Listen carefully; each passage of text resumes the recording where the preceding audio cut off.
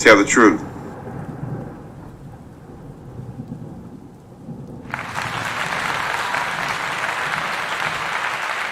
Information is power.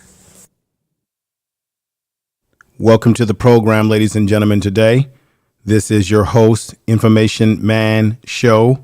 Thank you for coming over. I hope that we have a good audience today. Let me mute that down. I hope that we have a good crowd today because what I have to say to you today will be very important, will be very beneficial for you to know this information because they are all around us. We all witnessed, or we all had a chance to see on social media and the news what happened in Buffalo, New York, as it relates to this individual right here doing harm to a black community. And I have some things to say about that, but I'm going to weaponize you all with information and knowledge that is going to help you to be able to figure out the enemy, their structure, their plans. There is symbolism that we must understand that comes along with this. And that is why I'm doing this stream today, as many times we spend a lot of time focusing on the battle of the genders, which is really, by all accounts, a waste of time. We've got bigger fish to fry, and we have people trying to harm us. And I'm going to show you how deep it runs. Now, everything I'm going to tell you is not from just something I'm reading, but it also incorporates my experience in dealing with white supremacists as a rehab therapist in the prison system. And I have dealt with these individuals up close and personal, maybe more so than those that are on the YouTube streets. So from a psychological point of view, I get inside intel on who they're putting a green light on. That's why I know that the Mexican mafia has had a green light on black people in Los Angeles for a long time. That's why you have a lot of the problems you have in Los Angeles with their gang structures. But they don't talk about the white gangs as much as they talk about black people and gangs. And I'm going to show you and tell you things today that will open up your eyes of how deep it goes down the rabbit hole. Welcome to the Information Man Show.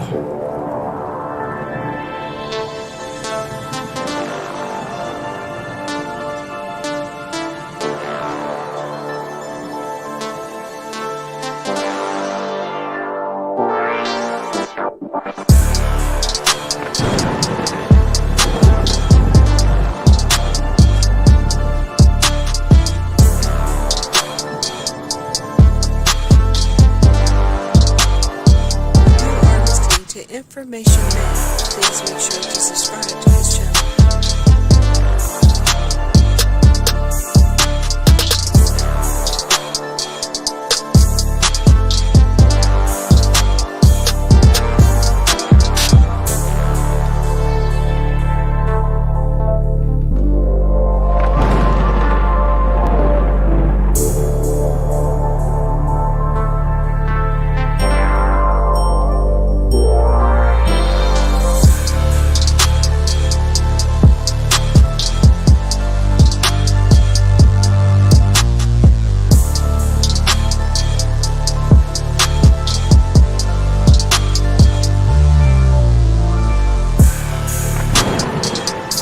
Truth.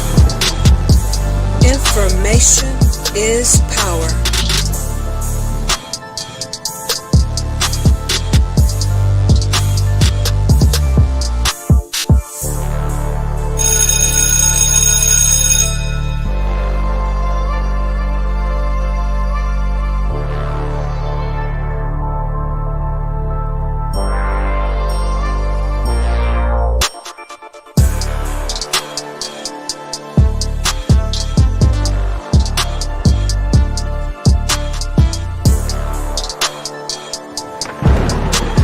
Information is power.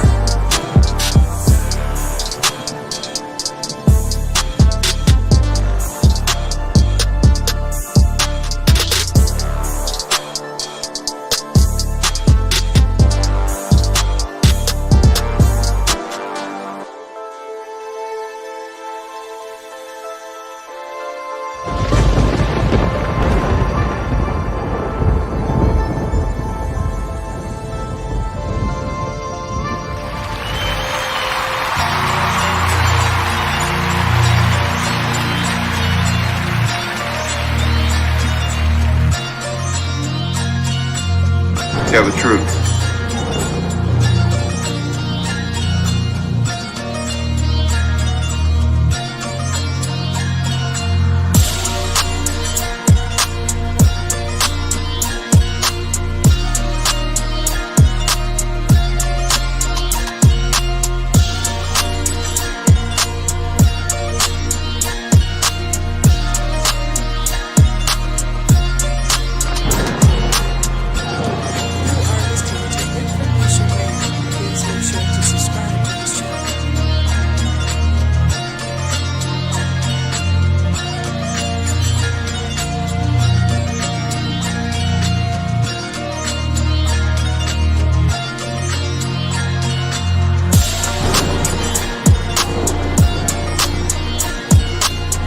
Tell the truth.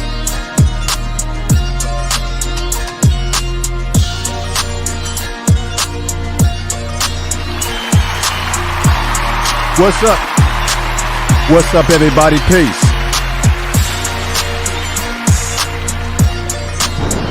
Tell the truth. Information is power. What's up, everybody?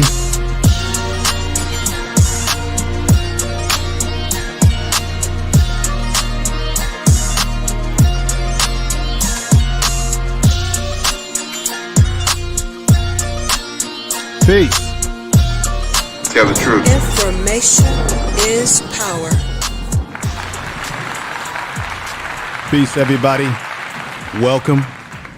Welcome to the Information Man Show. I thank you all for being here today. This is a very important stream, and I want to thank everybody in the chat room in YouTube, everybody in the YouTube streets that's come over to listen to this presentation today.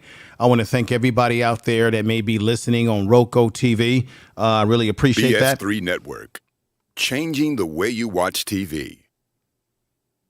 You are now tuned to BS3 Network. BS3 Network is now on Roku TV under BS3 TV. Download BS3 today. Network, changing the way you listen to podcasts. I want to thank everybody out there. I'm a member of the BS3 Network, which is on Roku TV. So if you're at home, you can watch this broadcast on your TV set in your table package under BS3 TV. I want to thank everyone out there in the BS3 family. Brother Ben, I got to give you a clap, bringing me on board. Appreciate that. I also want to thank everyone out there that has subscribed to the channel. My channel is growing little by little. The kind of content I do doesn't always bring tons of people. Of course, everybody wants to focus on the gender war and all the little sexy stuff that people talk about on YouTube. But the reality is that how can you stand by while black people are being attacked by these white supremacist groups? And I don't care what kind of genre of YouTube channel you have. How can you stand by and not say a damn thing about it and give some perspective on it? Now, we can talk about, well, black people do harm to each other. Well, those are black people that are traitors to our race and to our people. So therefore, we have to look at them as such, as they are operatives as well and need to be rooted out of our communities.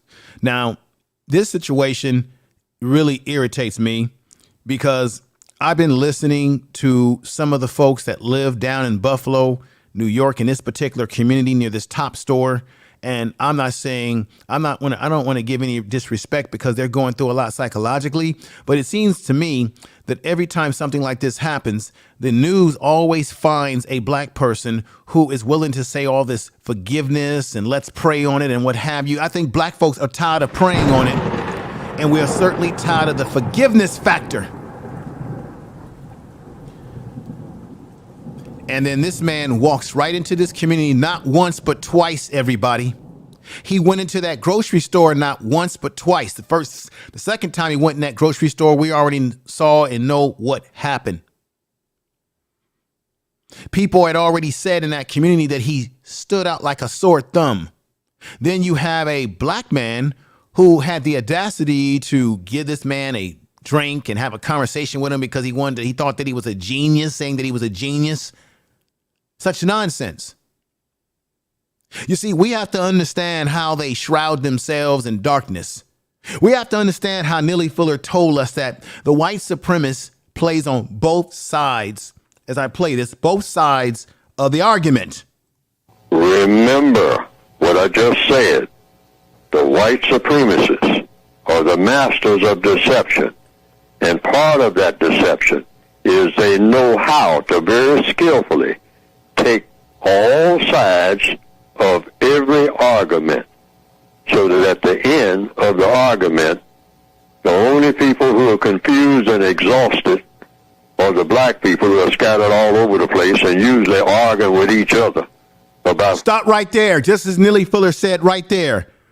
They take both sides of an argument, and then black people are scattered all over the place. We're arguing with each other like we do on YouTube. And while we're arguing with each other, they're plotting behind the scenes to harm us. While we get on social media and we'll debate about the issue around reparations, whether black people should get it. You have some black people that tell us that we shouldn't get it. I mean, those are black people that I have no respect for and don't have any time for. You see right here, he wrote on the butt of his gun, of his rifle, "Here's your reparations." What else do we have here?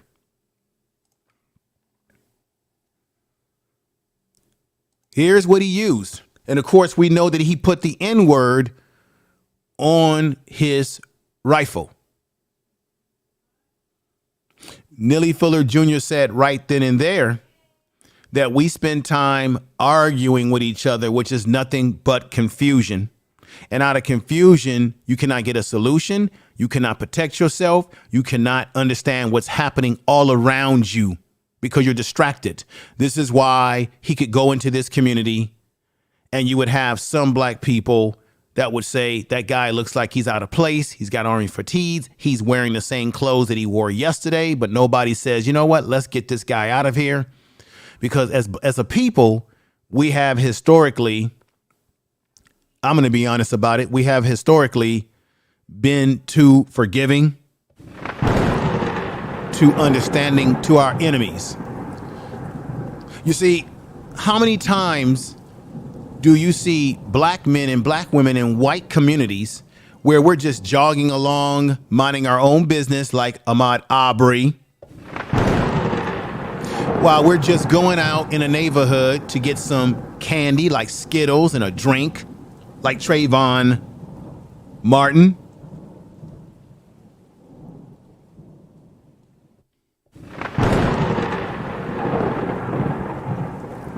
Or Sandra Bland, who's just minding her business, driving, and she gets stopped by one of these race soldiers. And then they end up telling us that she took her life when we know damn well that was not true. They showed us a photo that looked to me, allegedly, that she had already been dead. And they just put it on, they staged it. That's what I believe.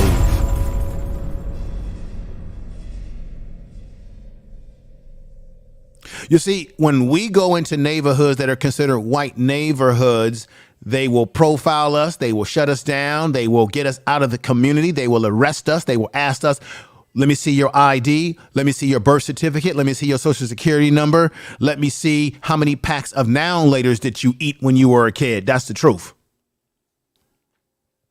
But we got to be more aware of our enemies because they're walking right into our communities, not once but twice. They're doing a mission. They're on a mission to observe us and to do harm to us. We talk about the war of the sexes. Oh, black men and black women coming at each other on these platforms. We have a bigger enemy, ladies and gentlemen. Now, let me play you, if I can, and thank you everybody that's in the chat room. I want to stay focused on the presentation. I will shout people out, but I want to stay focused on this presentation because I have so much that I have to provide you with in terms of information. You might want to take down notes for this one tonight. You might want to get a cold drink, popcorn, whatever you enjoy, because everything that I'm going to tell you is going to require you to watch this video not once, but twice, but 3 times a lady. you're going to have to watch this again and again and again and then some more. This is not your garden variety YouTube channel. You're going to learn something today. You're going to get information. And I'm not telling you the information I'm going to give you today is not because I just read about it or did some research, but I've also have been around these white supremacists. I understand the tattoos, the symbolism, their flags and everything of that nature. I understand their mindset from prison to the ground. I'm going to let you know the white gangs that you need to be aware of because these are called disruptive groups. So you have the white gangs take their orders from what we call the Aryan Brotherhood, better known as the AB, or sometimes called the brand. You need to understand these terms because these terms are being said over your head. The Aryan Brotherhood will call themselves the brand. The Aryan Brotherhood will call themselves the AB. And the Aryan Brotherhood will shroud themselves in other symbolisms. Yes, some of y'all went out there just like me, and we enjoyed watching movies like Lord of the Rings. We like looking at these night movies, these Naruto movies, these movies where you have Vikings. And we need to understand that Viking culture, that Naruto culture that you see in some of these movies, the white supremacists, they use that as part of their symbolism. They are heavy into the Viking culture because they call them the pure blood Aryan white men who come from them Caucasus Mountains. No! True, though. No, but it's true, young one. You may say no, but I got to tell the truth here. No! Yeah, no, because we don't want to sometimes hear this as black people, as a people. We sometimes don't want to hear the truth, and we need to wake up. All this talking about somebody is our friend and we've got allies and we got all of this, you got to be out of your mind. We have no allies because if we look at our whiter counterparts, if they truly were interested in weeding out racism, the first thing that they would do is weed out the racists that are inside their institutions. When I grew up, I remember the skinheads. They wore the leather jackets. They wore the jeans. They wore the boots. And they would kick in on you. Oh, they would kick in on you. Let me break something down to you right here. Let me look at, I've got all sort of data and all kind of information for you all today. And this is the one I want to show you. There's a one where the skinheads always have their steel-toe boots and they wear it with the laces. Sometimes they'll have red laces, which can represent that they've actually taken the life of a black person. Okay. Now, let's go with neo-Nazi symbolism here. And let me see if I can find the one that I'm looking for. Hang on for a minute, folks. I've got so much data here, but that's pretty much it. They have this one symbol where they are boots, and the boots are used as a way to stump us out. The boots that they have red laces in the boots. If you see someone with red laces in their steel-toe boots, that means they've actually killed one of us. It's another form of being down for their brand, for their cause. One of the reasons why you have street gangs in Los Angeles was because when black people migrated from the South, most of the gangs in LA, particularly South Central LA, were white gangs. They were Europeans, immigrants who came over. They formed their own gangs. When black people began to migrate from the South and move into places like Los Angeles, they were being attacked. They were being picked on by these white gangs. There was a white gang running around Los Angeles that had Letterman jackets with, in the back of their Letterman jackets, they had black men hanging from a noose in the back of their Letterman jackets. That is the truth. Tell the truth.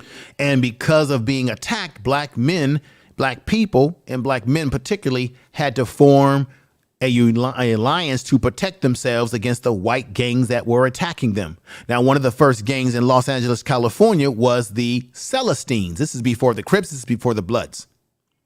The Celestines were the old heads. The gang structure in Los Angeles amongst black people was really about protecting the black community and protecting black people. Of course, it went in other ways because of the white gangs that they hardly ever tell you about attacking our people. These gang structures that white people created, not black people, on the streets. I know this. I know the history. I see it in the prison system. They went to prison. They created prison gangs. And those prison gangs, such as the Aryan Brotherhood, begin to attack black brothers in prison. And the brothers in prison had to form their own protection against these white gangs. When the Hispanic or Latinos got into the prison system, particularly in California, same thing happened. They were being attacked by the white gangs. And then they had to form their own gang. And then what happened with the Latino gangs in California is that they split between the Norteños and the Sureños. Just like black people in South Central LA, they split between their neighborhoods, Bloods and Crips. Not realizing that, guess what? You have one fundamental enemy, and that is the white gangs or the white supremacists. Another part of history when it comes to prison and these gang structures, and it works itself into white nationalism, it works itself into what we're dealing with today, ladies and gentlemen, is that in prison, there is the battle for the drug trade. Who's going to control the drug trade? So it's the old saying, my enemy of my enemy is my friend. The Norteños don't like the Sureños, so the Norteños will align themselves with the black gangs in prison. And then the Southerners, which is the Latinos or Hispanics that come from Southern California, will align themselves with the Aryan Brotherhood to fight against one another's common enemy over who's going to control the drug trade. Now, in prison, you have prison gangs and you have street gangs. When the street gangs come into prison for the black gangs, such as the Bloods and the Crips, when they come into prison, they have to adhere under the black guerrilla family. When the white gangs come in, such as the Peckerwoods, oh yeah, I got them all here. You've got white gangs. Let me name a few of them for you. You got the American Front, the Aryan Nation, of course, Chicago Gay Lords, Combat 18, Cornbread Mafia. These are white gangs, ladies and gentlemen. The Dixie Mafia, Friends Stand United. They exist today, and they're in some of your neighborhoods. They're in some of your cities across this country. The Peckerwoods, the 211 crew. When these gang structures come into prison, they all have to bow down and adhere to the rules of the prison gang, in this case, the Aryan Brotherhood. But these gang structures, such as the Order, the Peckerwoods, the 2211 crew, right? Let me see, there's some more up here.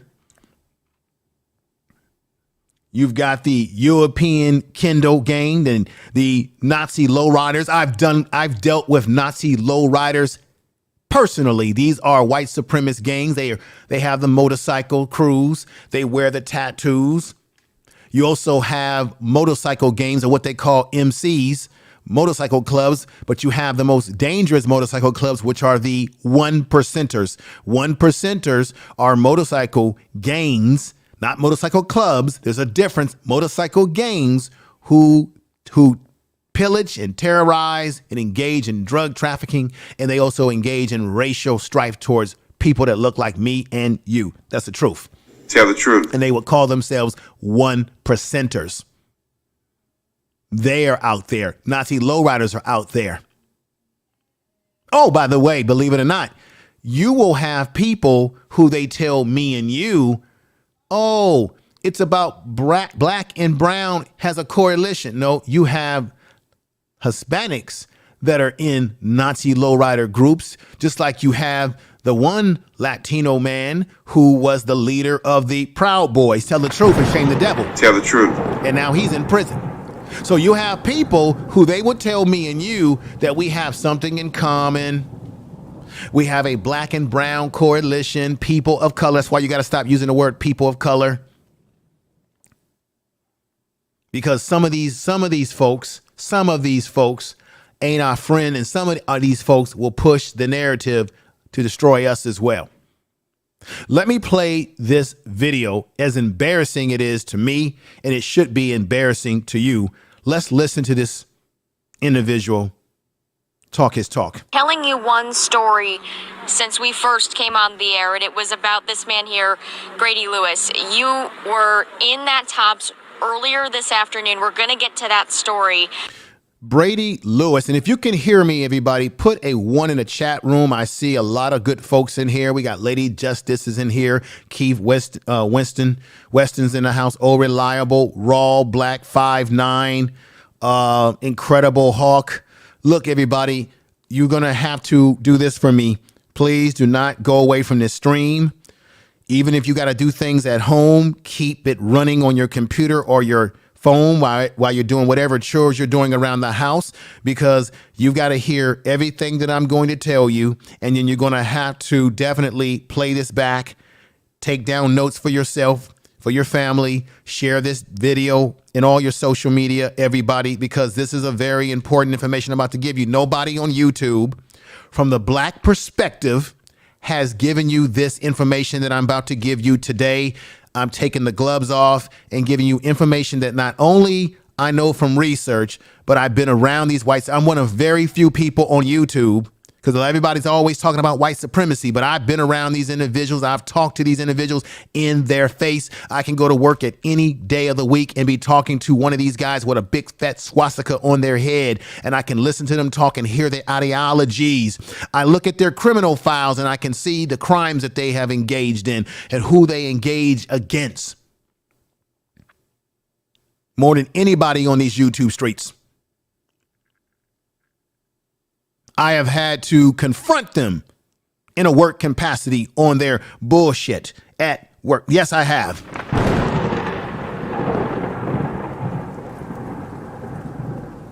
We have to understand their symbolism, understand how they wear their hair. They have the wizard beards, just like you saw in Lord of the Rings. They have certain piercings, the way they have the beards.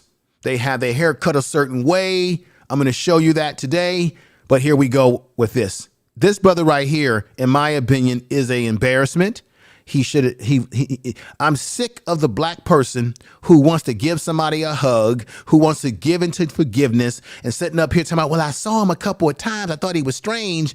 Anytime, black people, you see somebody in your community who's out of place, who's dressing strangely, who's looking strangely, there is a problem. There needs to be alarm hit in your community, because if you are a black person minding your own business, jogging and doing with no crime, they certainly stop black people when we're doing no crime and we're just there like anyone else, minding our own business, and we're not harming anyone. They certainly stop us. But black people, why don't we have the same attitude when one of these infiltrators come into our community, doesn't look like us, doesn't behave like us, and looks out of place, and he's behaving strangely? Why don't we regulate that like every other group is regulating in their community? I hit the alarm on that. Doesn't behave like us and looks out of place. Why not, ladies and gentlemen?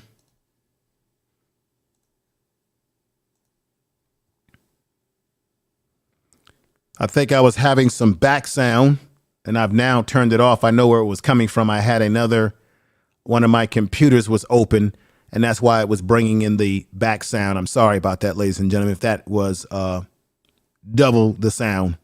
Hopefully everything sounds better now. Let's continue with this. But you told me just a few moments ago that you actually spoke with the suspect yesterday. He was here. Tell me more about that.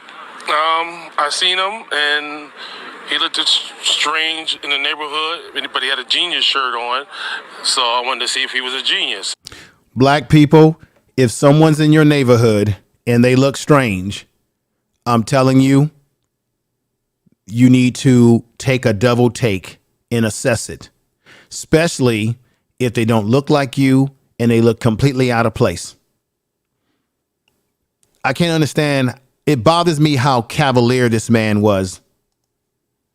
And we sat and talked about string theory, critical race theory, beginning of civilization, and he seemed like he was a genius, actually. He said he came up just to see the country. This man actually said that he seemed like he was a genius. Black people, we are way too open. We are way too friendly. We allow people to come into our midst, come into our environment.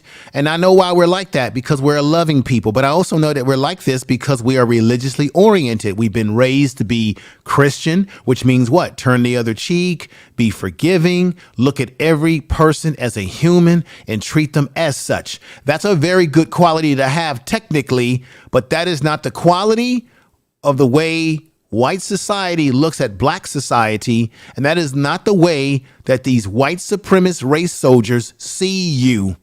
We have to realize that not everybody sees us with love. Ruth Dillon went into a church. He disguised himself amongst black people, killed those beautiful black people, took their life, and remember, the police gave him a damn Burger King. I see Queen I Know I Am, Variance Perspective, Lionsden, a.k.a. Trey X, Monica Hill, Oh Reliable, Mo is in the house, Mickey Bricks 2.0. Appreciate everybody who's come over. I will shout people out as I possibly can. Cher is in the house. Eric D33 is in the house. Tiffany Jackson. I really appreciate you all, but let's get back to it. Side, and he was gonna go out camping. He bought a big thing, a jug of water. He had a little nervous twitch to him.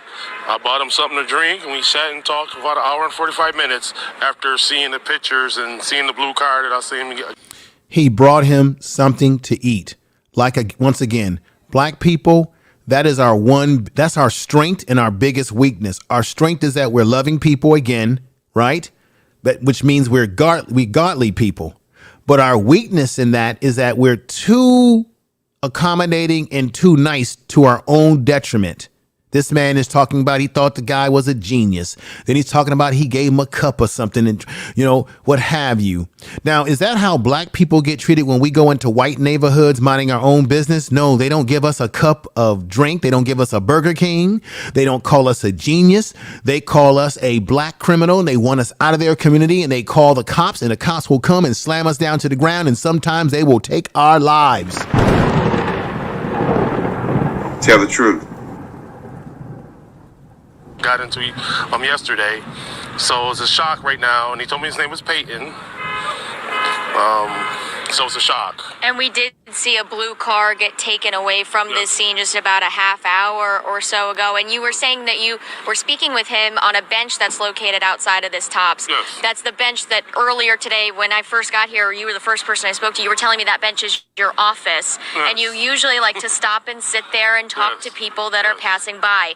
Today you didn't stop. Yes. So walk me through your afternoon here at the Tops. Well, I went in there and got me some a juice, and I didn't want to sit there today, so I walked across the street and I opened up my juice, and as I opened up my juice, I heard what I knew wasn't a firecracker, and I looked up and I seen a guy shooting people. Then I seen a security guard run inside, and then I seen him going after him, shooting. And I saw him come back out, and he had all camouflage on, and glasses and helmet, and then he put the gun to his head, and he dropped it. He took off his gloves, he took off his gun, he put it down, he took off his vest, and then he got on his knees and laid down and put his hands behind his back, and they arrested him at that point. And the other thing I wanted to talk to you about, you were telling me about the security guard, the former Buffalo police officer who has tragically died in this incident. You were telling me today he told you no lingering around the store. We gotta keep it clear. Yes. You credited that man with saving your life. Yes, I heard him say to someone, "There's no lingering around the store." So, me knowing that he was a Buffalo police officer, I never really wanted to give him an opportunity to say anything to me. So when I do go, I shop, and I leave. And that's the reason why I left, because I heard him tell people that a couple times. So you don't ever really got to tell me something 4 or 5 times for me to understand. And from what I heard, he went back and he shot at him when he went in the store. So yeah, but if he wasn't there, I would have been sitting there. So I'm definitely thankful that I heard him say that. Yes, I'm definitely thankful to Mr. Salters. Yes, definitely. Well, Mr. Lewis, thank you so much for joining me here tonight and for telling me your story earlier today. I appreciate it. This entire community here is mourning this tragic loss. There's a memorial set up down Landon Street here. A truly challenging, difficult, sad, heartbreaking day here in the city of Buffalo. For now, live on Jefferson and Landon, Tara Lynch, News 4. And Tara, that was pretty remarkable what that man said. I'm sure authorities will want to talk to him. He said he sat for an hour and 45 minutes yesterday talking to the young man who is the suspect in this case. It's crazy. He also saw the end of the shooting today when the suspect who had the gun up to his neck put it down and surrendered. Surrendered. Very important. Got to talk to him. Absolutely, Tara. That was remarkable there.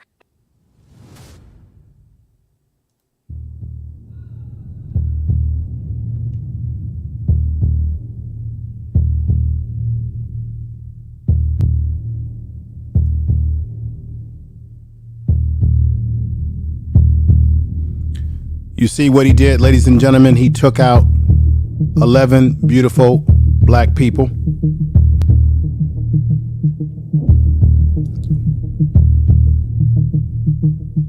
Look at what this monster did.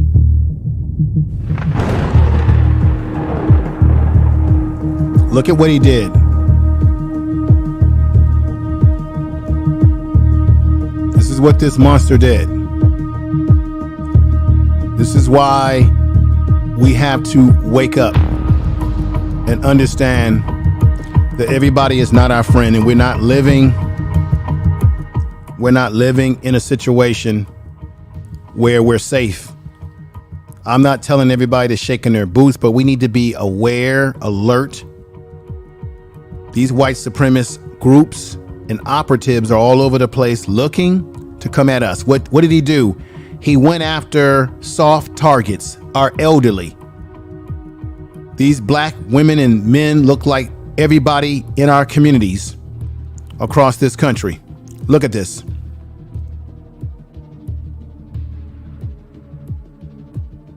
She could be anyone's grandmother. While that brother sits up there talking about he thought the white boy was a genius. Why he wasted time talking to him for an hour and 40 minutes. This is a black man who's in this town every day going to that store, from what I understand. And all of a sudden a white boy like that comes out of nowhere and you don't get suspicious. We've got to get our heads on straight and correct. This is the police who got shot down at the bottom. This is someone's grandmother. Could be your grandmother, could be my grandmother, could be your aunt, could be my aunt, could be your sister, could be my sister. We got brothers on here that could be your father, could be your uncle, could be your grandfather. Taken out of here. He didn't go after strong black men. He went after the elderly, particularly our women. That's exactly what this monster went after. Tell the truth. And that's a problem. This is why we have no time for gender wars. There is bigger fish to fry. These groups are out here. He's not the only one. It won't be the last one. They're organizing. They're watching us. They're examining us. From what I understand about this individual is that this individual went into this community not once, but twice. He went into that store not once, but twice. Matter of fact, he went in the store and started asking people for change because he was short of change, acting strange. He wore his same outfit not once, but 2 times in this community. We got to be more alert. We've got to be more alert as a black community across this country.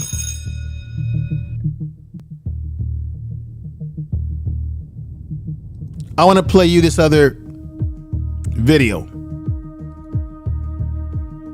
I want y'all to see something.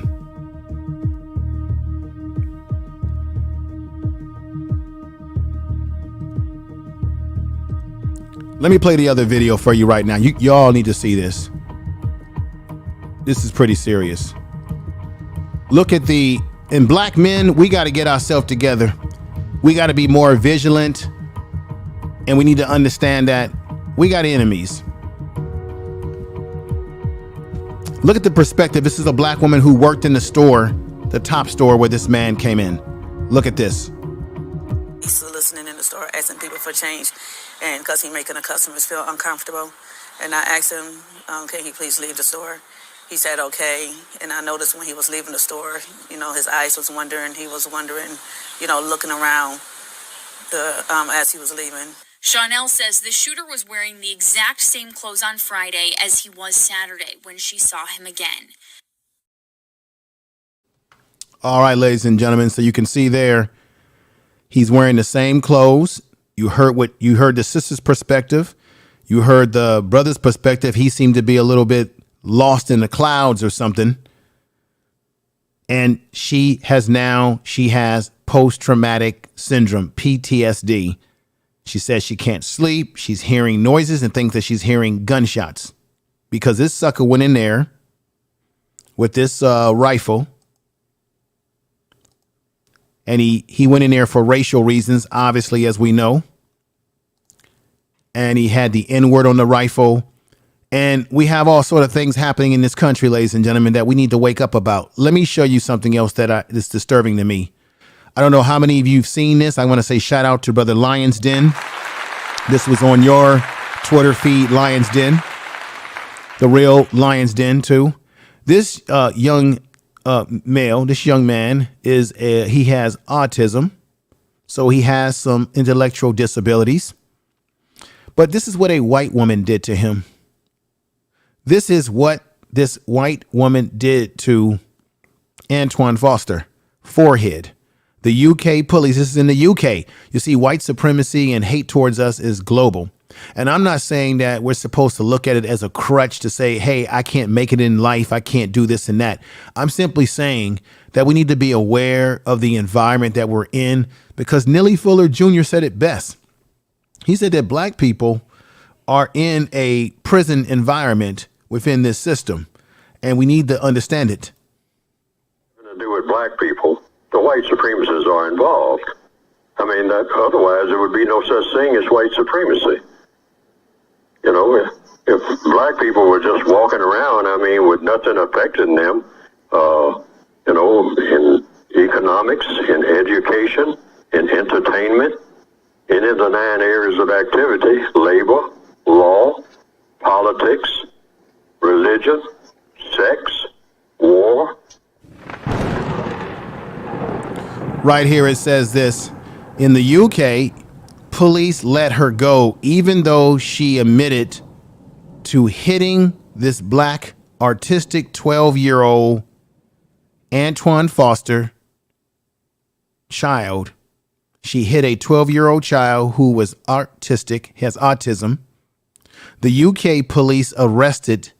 Then the UK police told Antoine Foster's family that no further action will not be taken. So they arrested her, but then they eventually did not book her or did not hold her to go to jail or for any type of legal hearing in the UK. They basically told the family that there was nothing further that they could do, but yet he has blood coming out of his forehead or on his nose, which means she did something horrible to him. This should have been she should be held accountable. This system is global. I did a video on my Information Man Speaks podcast about a black child that was arrested for picking tulip plants. And they took him to a actual courtroom as if they were going to try him. We have stories of black children being in school and being terrorized by white children and white teachers. Every day in this country, there's something happening. We had another school where they were painting blackface for Black History Month, which was a disrespectful. And then we have this man, just like Dylan Roof. And I call him a man because you got people calling him, well, a young man, a boy. No, this was a grown ass man. There's nothing boyish about him. He did a man's thing going in there. He didn't even do a man's thing. He did a sick thing, and he did a coward's thing. And then you got to ask yourself, well, this is how the media plays it out. When this happens, when white men do what he did, they'll always talk about the mental illness and, well, we got to look at his background and see what led him to all of this behavior because of the mental illness and what have you. The parents should be held accountable because there are pictures of them giving him a gun when he was just a little kid. The parents should be held accountable because where does he learn this stuff? A lot of times this comes right out of the household. It's a culture. That's why when you ask yourself, when they tell you, oh, police just need more training. If we give them more training, we can end some of the misbehavior and mishap that police engage in. And I'm here to tell you that's not going to happen. That's very far from being the truth. It will not happen. It will not stop this stuff from happening because it is a culture. It is deep rooted. And I'm going to show you the symbols. I'm going to show you the information that lets you know that this is deep rooted in the culture. It's in the TV shows, the movies, in their language, in their manuscripts. Directly and indirectly, it is pushed.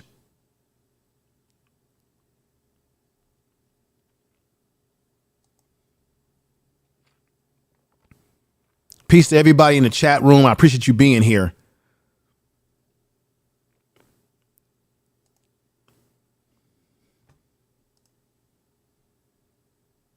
Buffalo shooter, 18-year-old who killed 10 and said he targeted the black community in clear and hateful statements to the cops after arrested. He made these statements after he was arrested. And then you got this Negro on here talking about he sounded like a genius. Because once again, we let our guards down. We are way too friendly as a community in some cases. We have black men that will jump on other black men real fast before we'll even jump on these white boys. We got folks talking about forgiveness. There is nothing to forgive here. This man came into this community with malice and intent to do the harm that he caused. This is a damn shame. But where does this all start, ladies and gentlemen? Let me show you something. Remember on January the 6th, when you had that terrorist attack on the Capitol by white society, by the mega hats? And for you all out there who love your mega hats, your make, you know the one I'm talking about, to the one when y'all say, make America great again. We will make America great again. For those of you out there that push that narrative and you watch those, you look at the hat, the red mega hat with the white writing. Yes, ladies and gentlemen, that mega hat, that make America great again ain't nothing but a dog whistle for pushing white supremacy. The head itself is pushing white supremacy. Oh, yes. This is for you Negroes out there who are conservative and think that Donald Trump's doing great things, that did great things. He lied to the black presidents of those HBCUs, said he was going to give them money. They waited. They never really got the money that he claimed to get them. And that's what Negroes were running around YouTube pushing this narrative that he was giving more money to black colleges, right? And in fact, the black colleges didn't receive any damn thing of much money as he promised them. The presidents are angry about that to this very day. And the students warned them before they took their behinds and met with him and did that photo op. But that make America great again is just basically make America white again. Tell the truth. This individual who remember this guy with the Viking hat came crawling up in that place. Remember this dude here? Well, how many of you really paid attention to his tattoos? The tattoos that you see right here are amplified here. You have 3, and I'm going to break down to you what those tattoos mean and what they represent. I can tell you right now, there's one for those of you who like comic books and you like folklore, like the Thor. And once again, Thor was sort of a Viking. The white supremacists use these sort of symbols, such as the Thor hammer head, the Thor images, right? This is some of the symbolism that they use, and they put it on their bodies. So what he has here is the Thor symbolism at the bottom. Then this other symbol right here, which is like two look like pyramids all put together. I'm about to break down to you what that means. We need to be educated on this shit that we got going on here. We need to be educated on what's going on in this society that is impacting us as a people. We need to be aware of these symbols. And excuse me why I put these symbols up here. General hate symbols is what I'm pulling up now. Give me 1 minute. Now remember, I was talking about the boots and the laces. Remember this.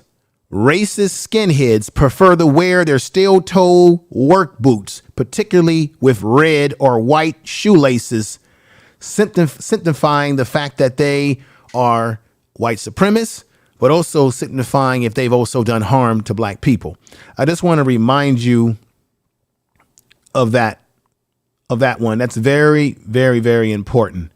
Now, here it is right here. Let me read this to you. This is what you need to know. Here's the symbol right here. This is what is on his, and a lot of these white supremacists, they wear this symbol, and you need to be aware of this symbol. White supremacists have been known to use the symbol as a way to demonstrate their willingness to give their lives for their cause. So that's what that represents. Also, it's also called the knot of Satan. This right here, what you're seeing that this monster has. This is why we have to understand the enemies. We have to educate ourselves on the enemies, from the things that they say out of their mouth to the symbolism that they use. You could have these people walking around you and looking at these tattoos and just say, oh, they're just tattoos. No, these tattoos mean things. So as you see the tattoo he has on here, crossed around, right? And remember, this guy was a fan of Trump. This guy was one of these a lot of these mega people who follow Donald Trump. They subscribe to this stuff. Right here, he's got that symbol. That's this symbol right here. I'm going to put this back up here again for you. This symbol represents the walk knock. Okay? The walk knot. It's the walk knot. A sling. It's a sling. It is an old noose symbol associated with Odom. See, what they do is they use all this folklore stuff that you see in Lord of the Rings. They use stuff that you look at when you look at those night movies. They use a lot of European and a lot of Viking cultural words and folklore, and they shroud it into their white supremacy. So this is supposed to mean Odom, and Odom is someone who was in the what? Afterlife. So that is a noose symbol. And you know what they did with nooses to take what? They used nooses to kill black people. The white supremacists have been known to use the symbol as a way to demonstrate their willingness to give their lives for their cause. That's what you're looking at right there, ladies and gentlemen. That's the truth. Tell the truth. Now, when you see them use the 3%, right? And a lot of times these white supremacists will tell you that the 3% symbolism represents the fact that we're just for guns rights. Let me give you a little bit of a clue here. Let me put this right here like so. So right here it says political dictionary. The 3% or 3% are three or three P's. What does these 3% mean? It means this. A 3% is someone who advocates for a strict interpretation pretension of the Second Amendment, for the strict interpretation, excuse me, folks, the strict interpretation of the Second Amendment of the United States Constitution, strongly believing in arms rebellion against perceived government overreach, especially with respect to gun laws. So they'll tell you that they're really representing them fighting against gun laws, taking their guns away from them.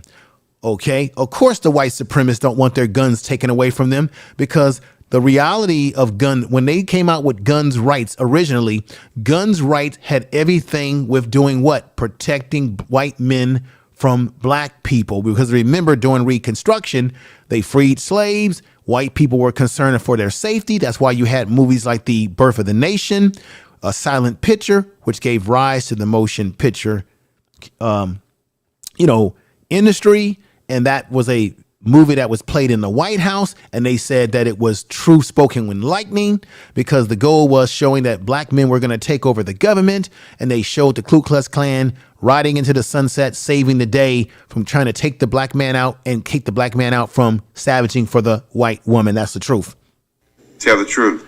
And so guns rights has more to do with white people trying to protect themselves from this idea of a race war, and from this idea that we're going to take something from them. That's where you get this great replacement crap from. And I'm going to tell you who created that, who the founder is of that ideology as well. Okay, so this 3%, they will hide behind that, but 3%ers are really people who believe in white supremacy. They believe in the Aryan race, that white people should be number one and in dominance. You will see this bar symbol here. If you ever see this bar symbol, which you'll see on people's jackets, you'll see biker gangs with these patches on.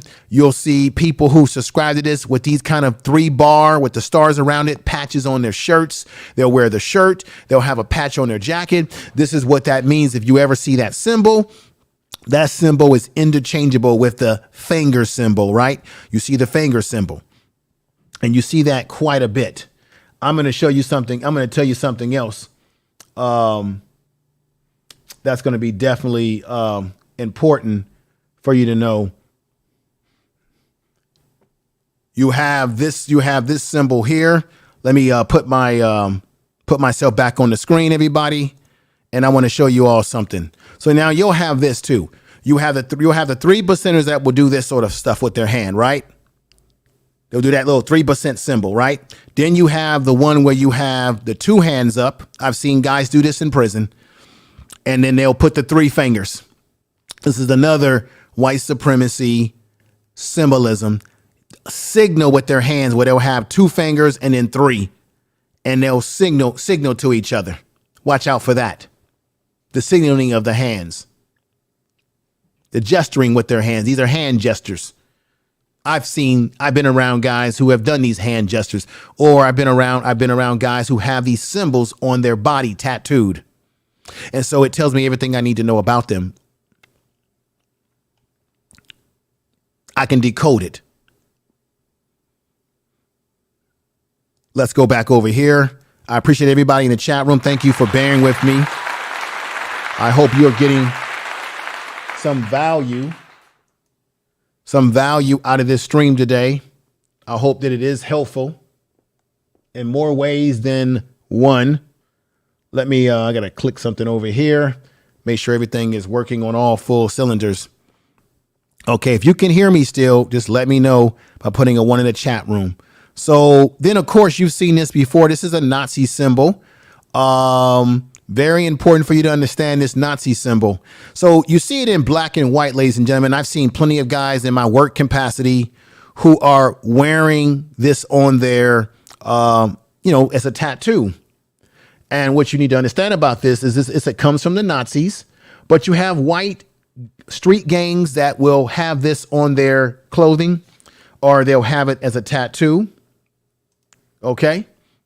You will have this it's a lightning vote.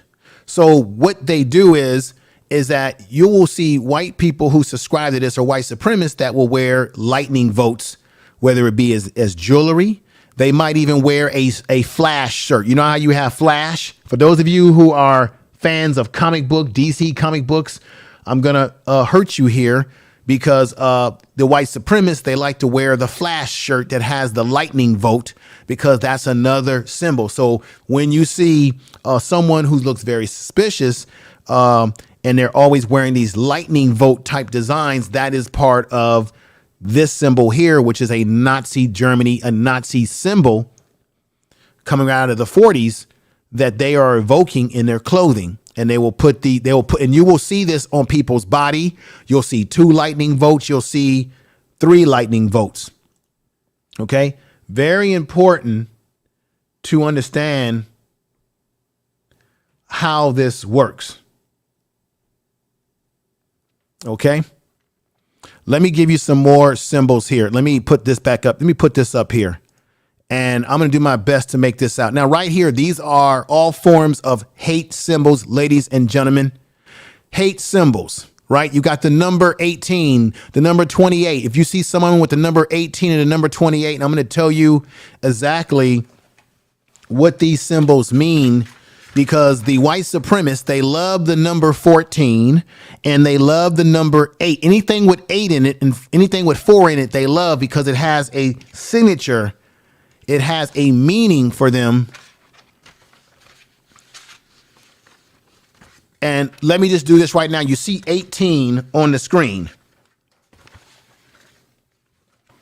18 is this. 18 is a white supremacist alphanumerical code for Adolf Hitler. So whenever you see them putting numbers like 888, 8 on their bodies, 8 anyway, that's sort of a giving a tribute to Adolf Hitler. Okay, it's a code for Adolf Hitler. It's a IA, and 8H is most commonly associated.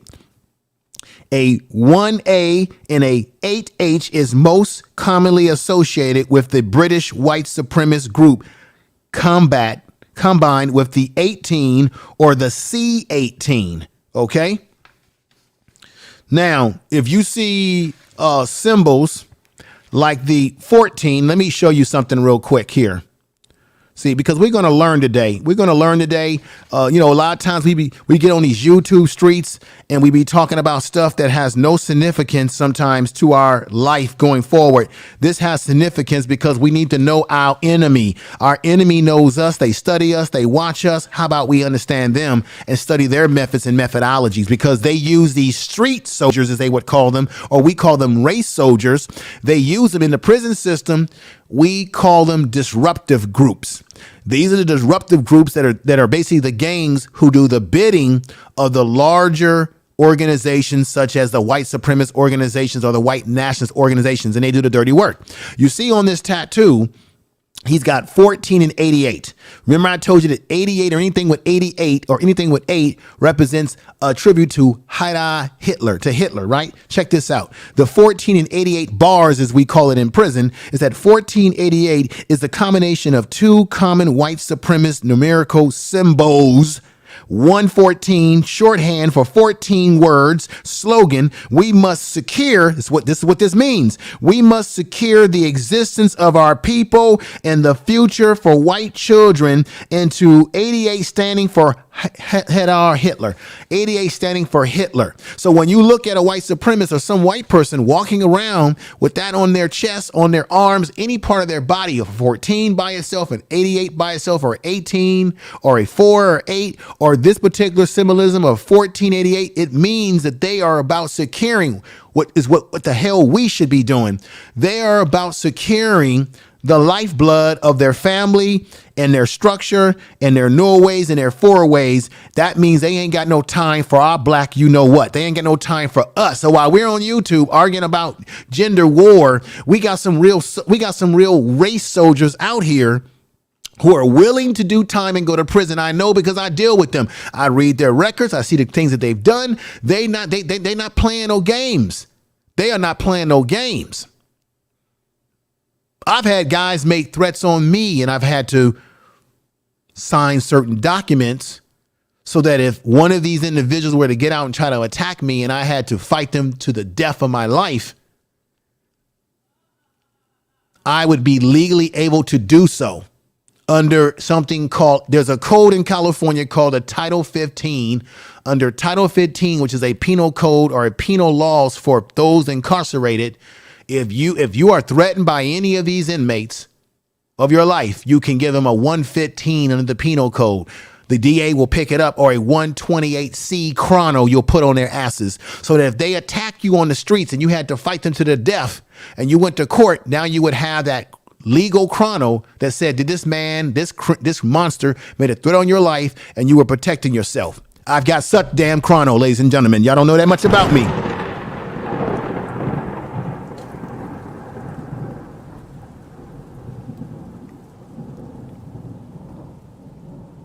See, I deal with these individuals. I'm not just on, a lot of people get on YouTube and they talk about white supremacists, but they've never actually dealt with them from the gang structure and the leadership structure. I've dealt with them.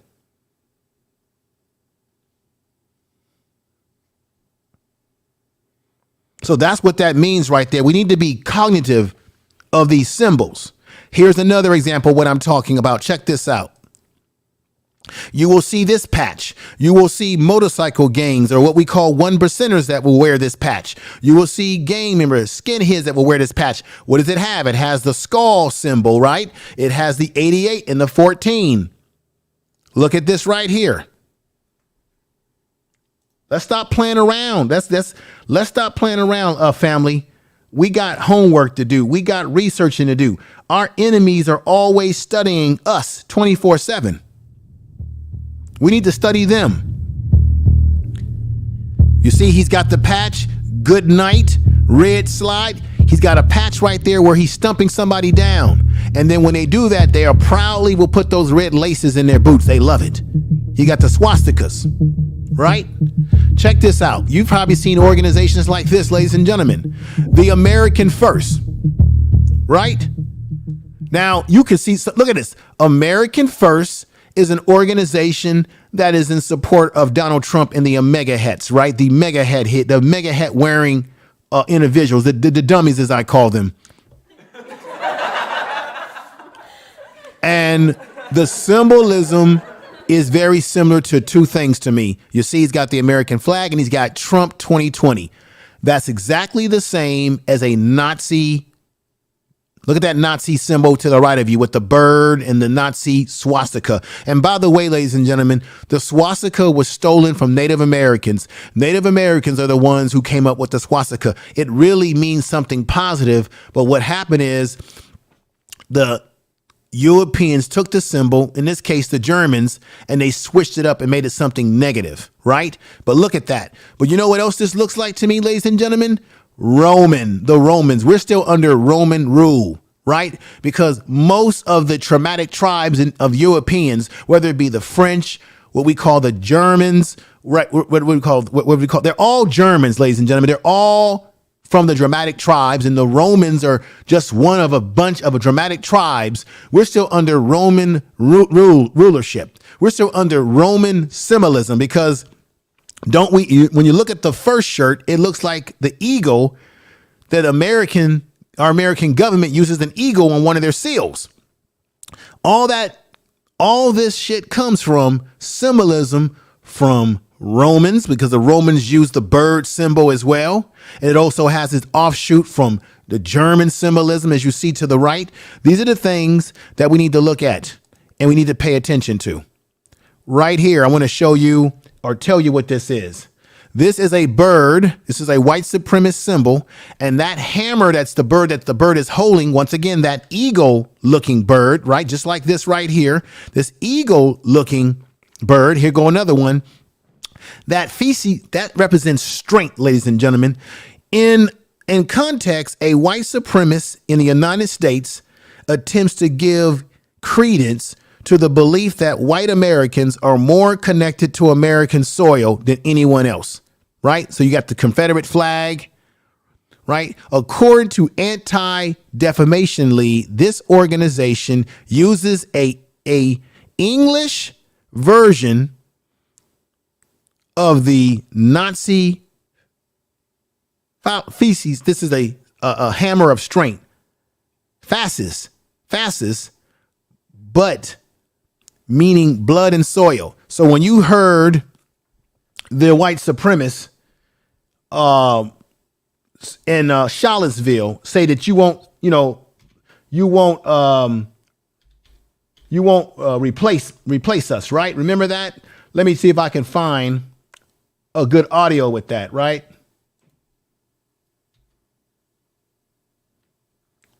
Let's see if we can find a good audio about that. Remember when they said you will not replace us? Here it is right here. I got it right here, ladies and gentlemen. I want y'all to listen to this. This is what this symbol represents right here in front of your screen. Remember in Charlottesville when they were saying this, ladies and gentlemen?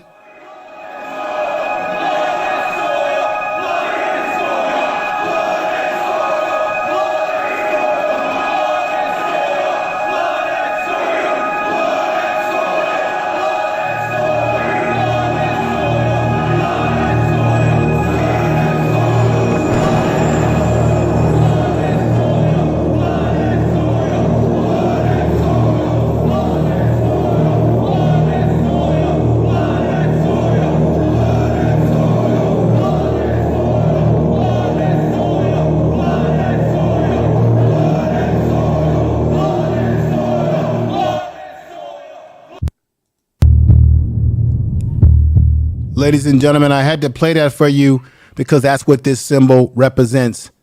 They're talking about blood and soil. Remember I said that this is sick stuff. They believe in a credence that white Americans are more connected to American soil than any of us. That's why they were chanting the blood in soil. This is part of their culture. This is not something that they just made up. They didn't just go out there that night and just make that chant up. It is a chant that is a part of the culture.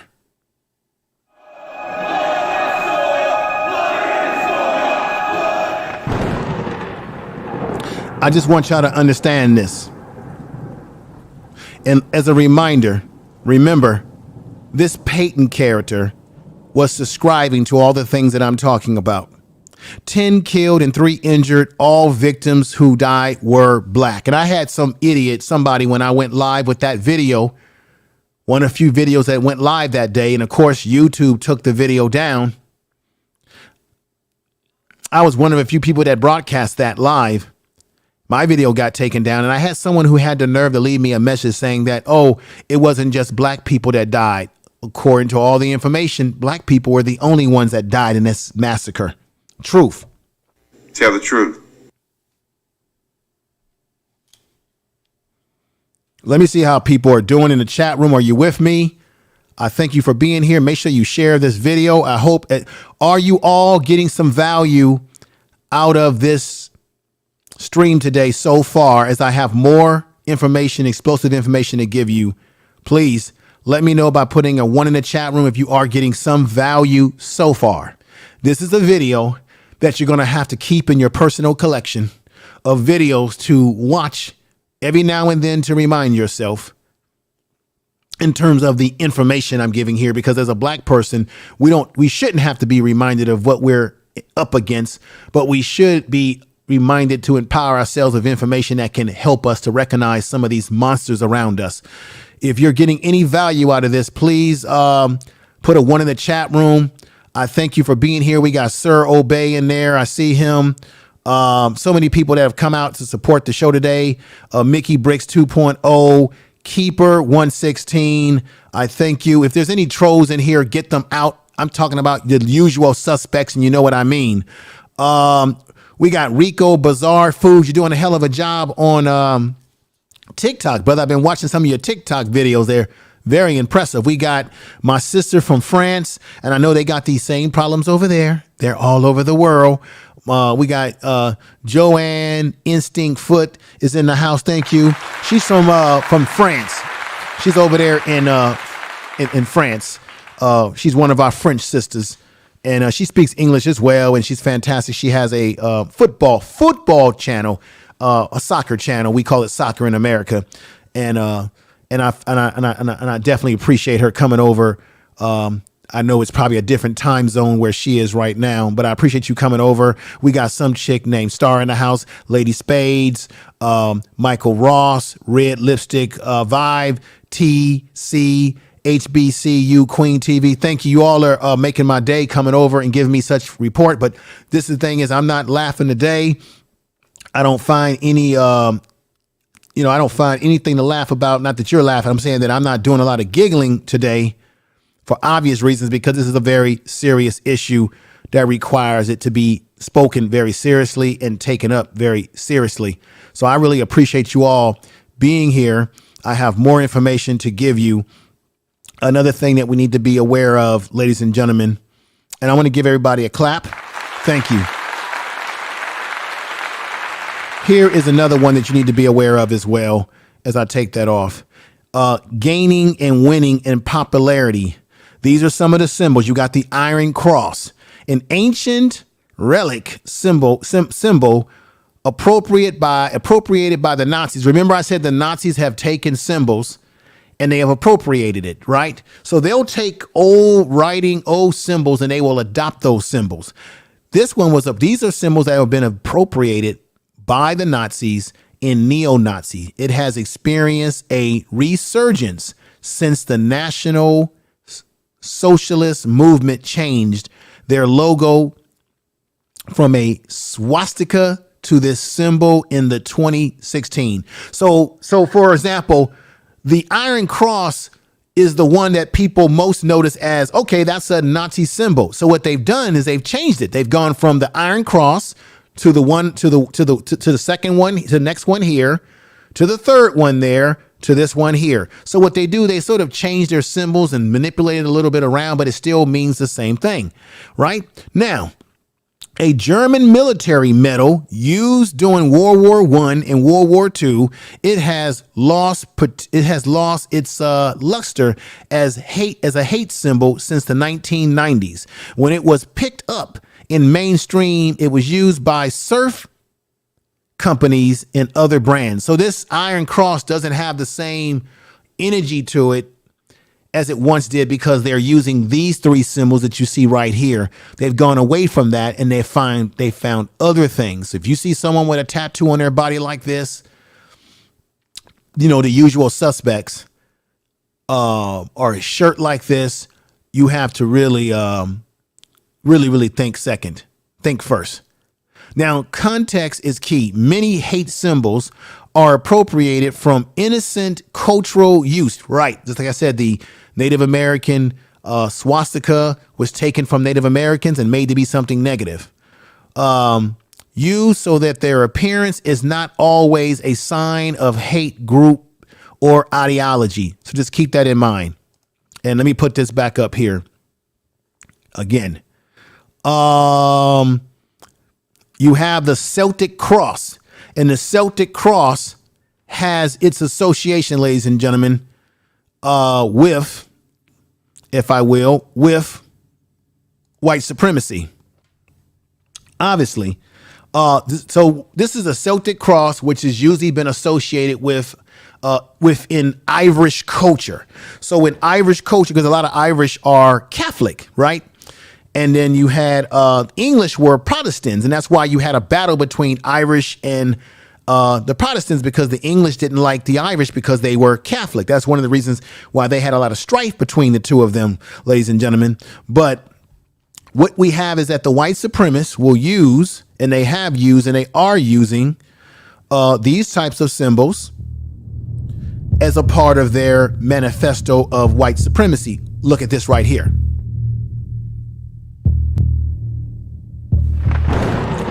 White pride. See, there's nothing wrong with having pride in your race, because a lot of white supremacists will say, well, we don't hate, we just have pride in our race. But underneath the white pride, they can be proud of who they are as a culture, but it's when they start trying to do harm to people in the world who are non-white. Because white supremacists, or white society, as we already know, their birth rates have gone down, and they're very concerned about their birth rates and their genetic survival, as Dr. Francis Welsing has talked about. Let's talk about this symbol right here and give you some information about this. Hang on, folks. Now, this Celtic imagery, as I'm going to let you know, the Celtic cross consists of a square cross, as you can see there, interlocking with a surrounded by a circle. Its origins dates back to Christianity, sun cross or a wheel cross. In ancient Europe, see, they get all their symbolism from their European culture, and they fashion it into whatever they want it to be. The wheel cross in ancient Europe after World War II,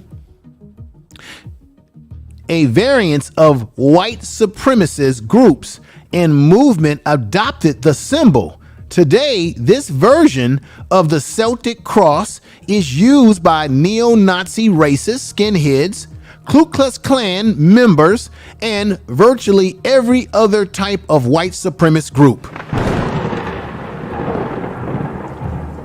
We have to be aware of this, ladies and gentlemen. This is what you got here. This is what we're dealing with. This is why these beautiful black people could be taken out and harmed in the way that they were harmed. Thank you for the $10 super chat, brother Keith Weston. We got Empress Queen in the house. We've got the Queen in the house. We got TC HBC Queen in the house. We got Red Squid in the house. Red Squid X. Thank you for being here, my brother. Drez in the house too. Thank you. Give you all a clap. Identity Withheld is in the house. Thank you for being here as well. Let me see what we have here. The brother is saying here, Information Man Show, are you getting flagged by YouTube on the regular? No, not on the regular. I only got flagged. They didn't really flag me. Well, they did. They just took the video down. It was the video about the video that I did when I went live, Identity Withheld, related to the attack by this white supremacist Peyton in Buffalo, New York. And they said that they took it down because they thought it was too graphic. I think they just took it down because it was too black and too strong, and we were giving a perspective that the news wasn't giving. They allowed other YouTubers that I know, like Agenda Free TV, to keep his video up. Didn't take mine down. They took mine down, but kept his up. So it's definitely hypocrisy at best. We got Victor Freeze Music in the house. Peace to you. We have Steve Gilmore YouTube channel. Make sure y'all check him out. We got the Queen in the house. Thank you for being here. I'm wishing you all nothing but the much respect and love. Free speech. That's right. And guess what, ladies and gentlemen? Let me say this again. This is fair usage. Everything I'm talking about today is fair use. Fair use under 107. Fair use. Fair use. YouTube and everybody listening. This is fair use. Fair use. Fair use. It was too black info. Yes, it was too black, Brenda Johnson. That's why they took it down. That's why it happened. I understand that. It happens sometimes when you are doing something, and when they do this to you, it's because you're too damn effective. If I wasn't effective, they would not do it. They would not take it down. Let me get back into the presentation here, as I have more to show you, more to display to you. This is a damn shame. Now, remember during January 6th, you had all these strange flags. Let me just show you a Majrea flag. These are all the usual suspect flags of these white nationalists and white supremacist groups. You got Don't Tread on You. That's the flag that's yellow with the snake. Because remember, the United States used to be called the United Snakes of America. The original flag was not the American flag with the stars on it, ladies and gentlemen. It was the flag with a snake on it, the United Snakes of America. Now on here, you look at now this is what the white supremacists do. They will take the American flag and put it upside down. They will take the Confederate flag and they will They utilize that flag as part of their cry of white supremacy power. Then you got this flag here, the American flag with the blue strip through it and the black and the white stars, which is a black and blue version of the American flag. That's another white supremacist flag that white supremacists use. Okay. Then you've got this flag right here, which is green and black. That's the key. I'm going to break down to you what that is. Then you have white supremacists that have been in the military, like the Marines, and they will accommodate military type symbolism into what they do. And then right here, this yellow and red stripe one is another flag that they use. You saw a lot of these flags in January 6th. Then you have this right here, which is a red flag with these red cross on it. And let me explain to you what that's about. Now, when you have that red cross flag, it's what they call it's Latin for God's wills. It's God's wills, and it's from the Crusades. It's a God's will flag. It's from the Christian Crusades, right? When you had the Christian Crusades trying to drive the Moors from North Africa out of Europe, because the Moors from North Africa controlled most of Europe. They controlled Ireland. They controlled what we call Italy. They controlled parts of Europe. And the Christian Crusades had this particular type of flag that you see right here at the bottom, which is all red with those red crosses and the little squares. And so this is a thing the white supremacists love. The white supremacists have taken up the symbols, right, to unsurprisingly attempt to connect their cause with the will of God. So they believe that what they're doing is something under God, and that's why they will adapt these cross symbols, ladies and gentlemen. So this one up here, the key, I'm going to show you that directly, what that is. Okay. Remember, you have now the key flag. This is what it means. It's key. And let me break down what that means. It's the key, EKISTAN, but they'll call it key for short. This is a flag that mimics the German Nazi flag. The key logo replaces a swastika, and a green color replaced the red. So they've just replaced the swastika flag with the green and the red. So they're disguising the fact that they are representing Nazism. And when you look at this flag, you don't see it that way, but they just replaced the colors and replaced the logo and took the Nazis logo out of it. But it's the same damn flag. Ladies and gentlemen, it's the truth. Tell the truth. What you have here, as I'll go right back again. What you have here is this. According to the Southern Poverty Law Center, members or participants found a way that the banner trolls liberals. So they use this flag to kind of troll what they would call liberal people or people that are not with their cause. They use this flag to troll them because they know it comes from what? It comes from Nazism. There's also, anytime you see a Nazi flag that has a, what we would call, let me put this in here. So these are some of the numbers. I'm going to break down what some of these numbers mean. 511, you got 733. You got what's then? You got 38 in there. And you have 33.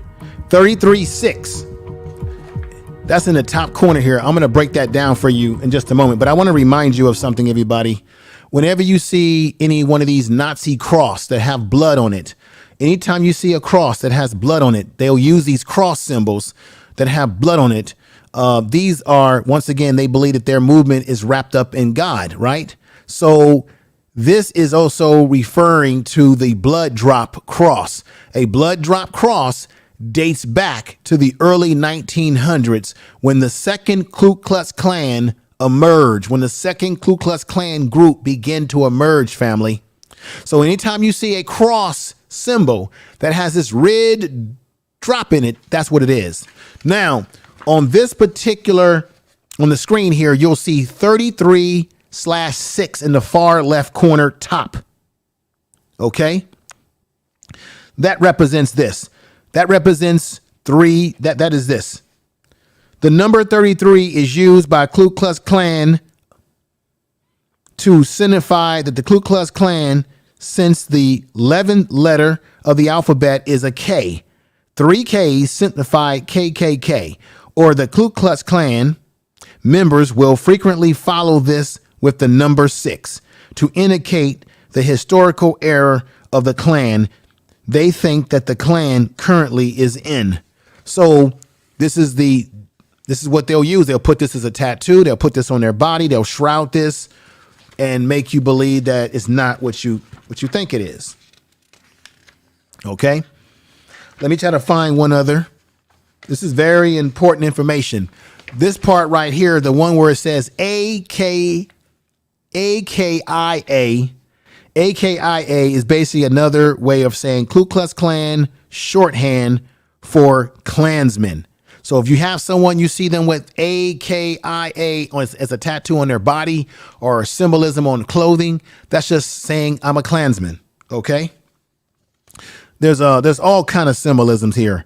You got the American. There's so many symbolisms here. I'm going to stop that. I'm going to stop that portion right there and get into another area that I think is very important. But this right here is a flag that the off-right uses. Okay. And the off-right, they believe that Donald Trump, for those of you conservative black folks out there or think that Donald Trump is just some innocent, they look up to Donald Trump to the point that they will make him a frog. And that frog symbol, or Pepe the Frog, has a very big symbolism to the white supremacists. You have the Boogaloo Boys. If you ever see the Boogaloo Boys, which is another one of these white nationalist groups, they will wear a frog on their shirt. They'll have a frog mask. That's another white supremacist symbolism, and they'll call it Kiki, which is short for the Kiki flag that I talked about right here. Right? And they will have this Pepe the Frog image, and they'll try to make it seem like it's an innocent thing, but it's really white supremacy. And this is why they love Donald Trump, because Donald Trump to them is saying things and doing things that fit their agenda as white nationalists. Okay? And so keep that in mind, because this is what they do. The white supremacists shroud themselves. Right here. Look at this picture right here. You will see right here a police officer and one of these Proud Boys or one of these Oaks Keepers or one of these white nationalists. He's giving him a fist bump. This is a police officer. What does that tell you? He's showing solidarity with this man. He might be a member of one of these groups, because the FBI told us many years ago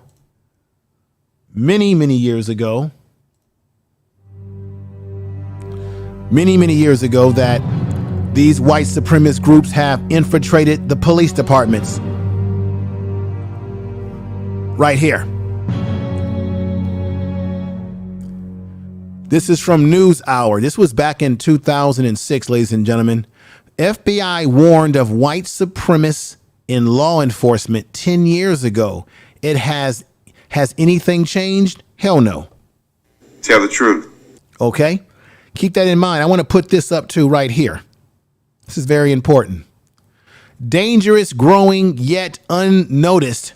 Anytime black people form any type of group, we're always noticed. But white people can form a group, and all of a sudden they say, oh, we don't notice it. Dangerous, growing, but yet unnoticed. The rise of America's white gangs. White gangs are less covered by the media. See what I'm saying? Less covered by the media and less punished, even though 53% of gang members in Mississippi, ladies and gentlemen, this is just in Mississippi alone, are white.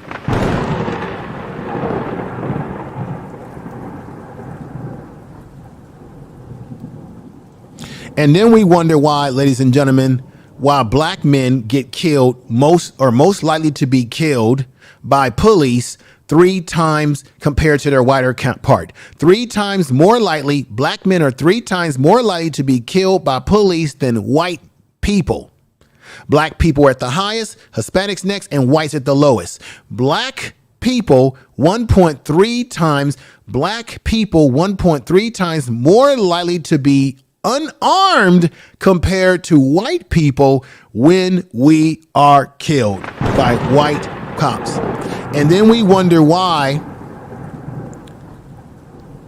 this is happening to us when you have something like the Delaware State lacrosse team getting stopped by these two usual suspects. And I told you all a week ago when I did that stream that they all have this similar look to them. Look at them on that face. Similar beards. They always have the ritual of beards, similar mustaches. They have a similar approach and look to them. They stopped that bus and did not have a right to stop that bus because under Georgia law, you can make a left-hand turn into a freeway lane if you are a bus or motor coach. If you are a truck, you cannot. They stopped that bus. The brother told him he thought he could go into the left lane because he wasn't a truck, and they still applied their laws, not the law in Georgia. They violated the law and didn't even give him a ticket, but after going into the lady's personal bags and lied and said they didn't go into them. And then you had the buck dancing coon, I have to call him, Bowman, who is the the leader of their sheriff's department. He sat up there and tried to cape for the usual suspects. Turned out to be a damn lie.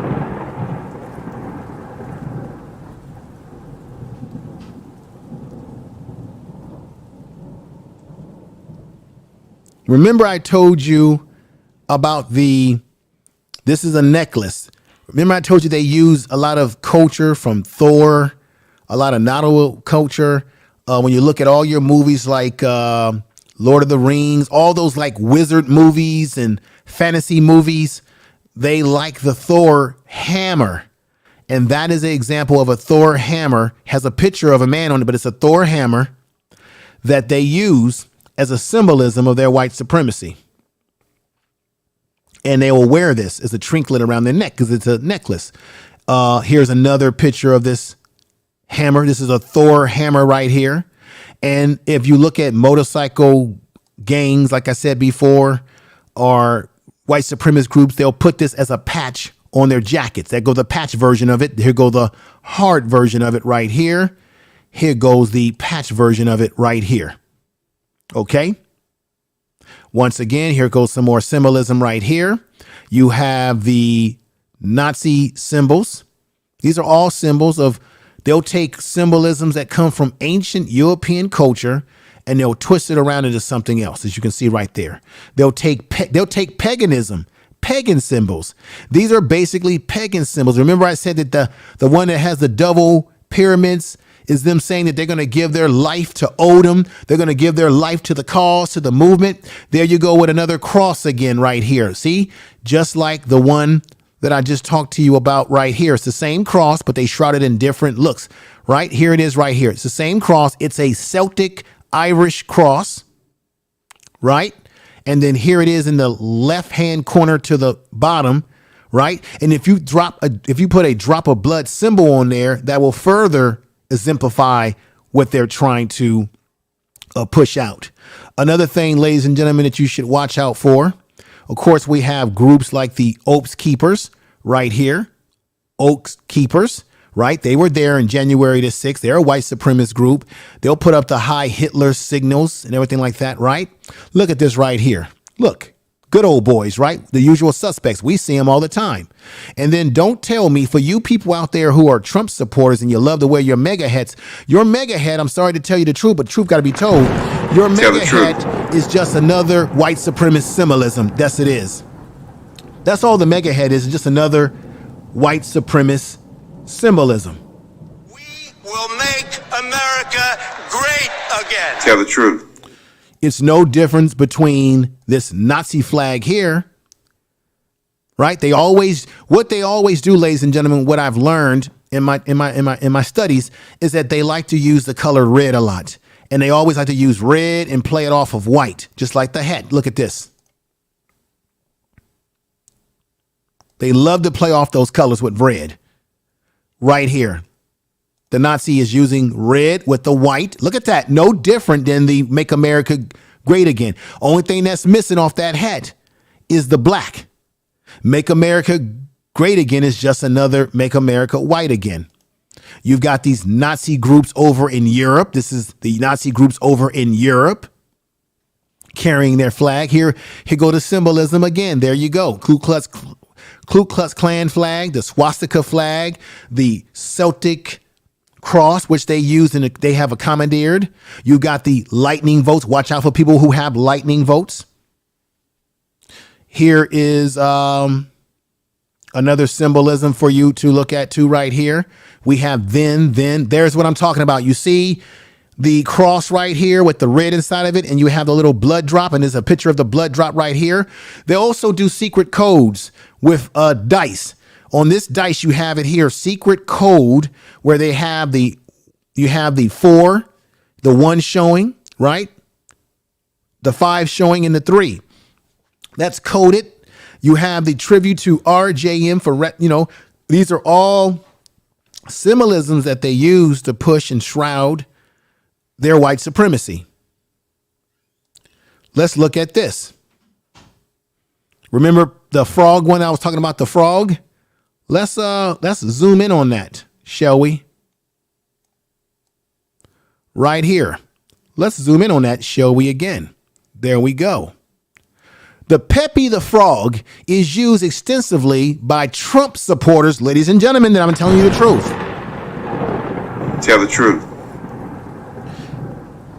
The Pepe the Frog is used extensively by Trump supporters during the 2016 presidential campaign. Popularized, wanting, but still widely used by all neo-Nazis and white supremacist groups. Pictured is the smug type. However, the symbol exists in many variations, usually colored green with pink lips.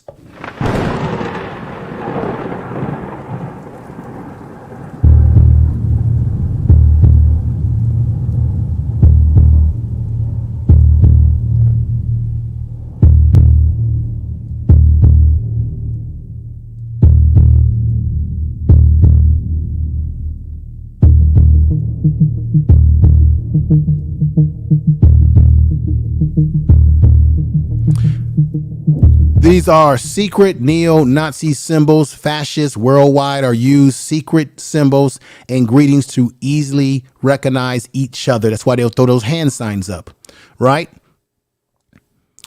Learn the symbols of your enemy to identify the collaborators. Exactly. That's the truth. Tell the truth. You are listening to Information Man. Please make sure to subscribe to his channel.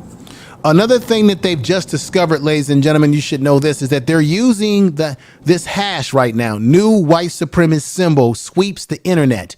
The hashtag, where they'll put 2 of these hashtags together, which is actually signifying their respect to Hitler. All right. Once innocent hashtag symbols have been co-opted into a symbol of oppression. You see it right there on your screen, ladies and gentlemen. I'm telling you the truth. Tell the truth. Information is power. Now, in the dictionary, they say that white supremacy is defined by this: a person who believes that white people constitute a superior race or should therefore dominate society, typically to exclude or to the detriment of other races, either ethnic groups, impartial, black or Jewish people. Okay, now we know that the reason why, as I get ready to put this on the screen for you, we know that the reason why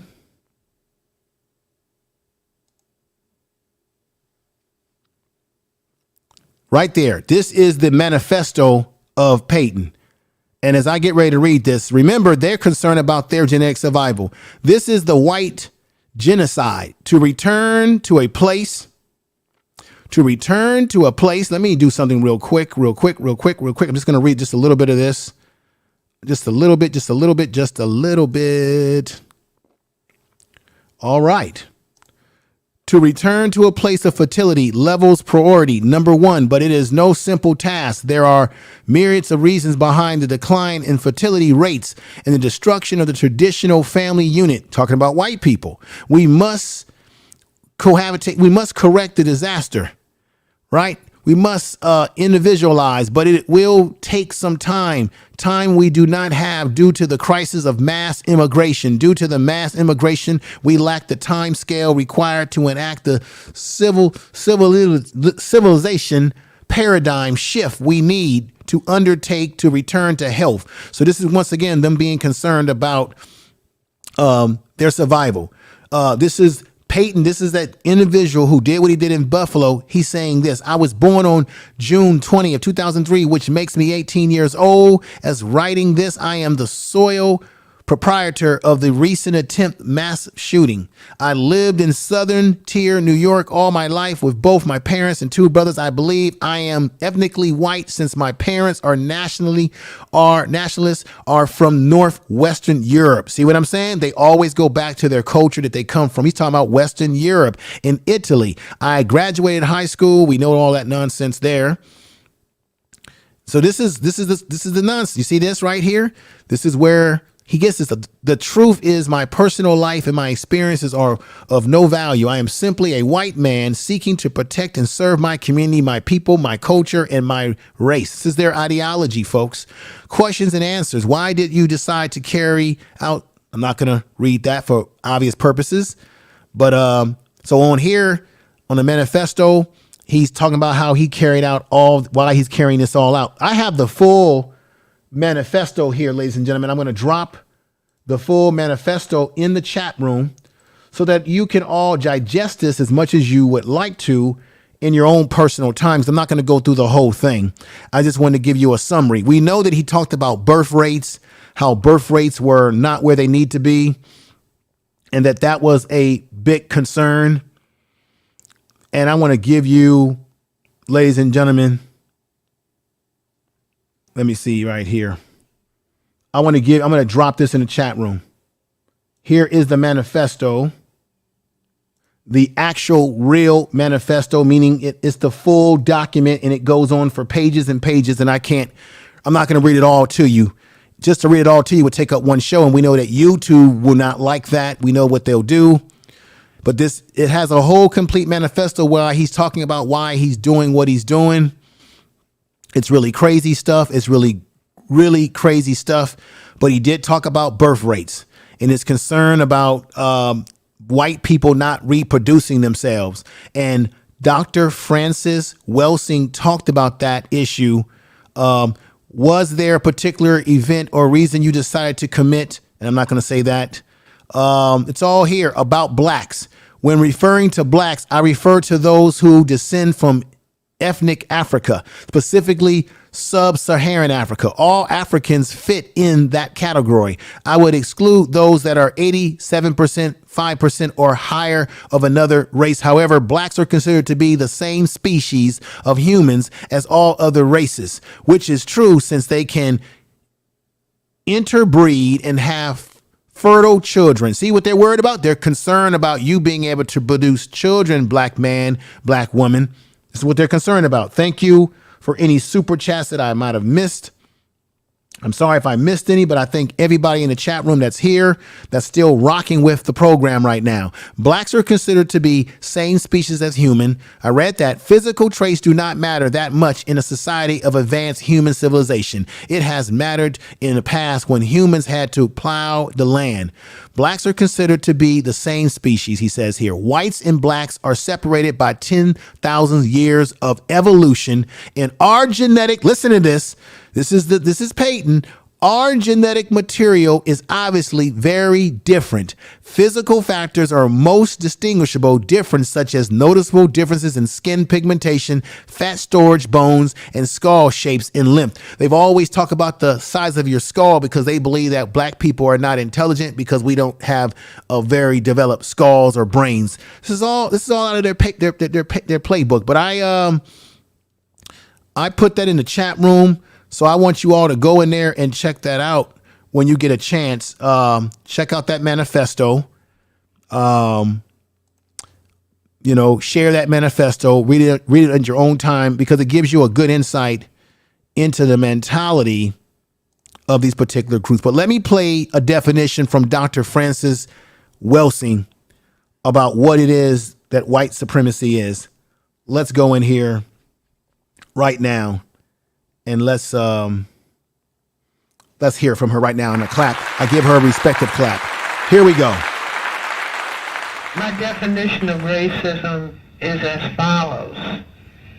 Racism, white supremacy, is the local and global power system and dynamic structured and maintained by persons who classify themselves as white, whether consciously or subconsciously determined, which consists of patterns of perception, logic, symbol formation, thought, speech, action, and emotional response, as conducted simultaneously in all areas of people activity: economics, education, entertainment, labor, law, politics, religion, sex, and war, for the ultimate purpose of white genetic survival and to prevent white genetic annihilation on planet Earth, a planet upon which the vast and overwhelming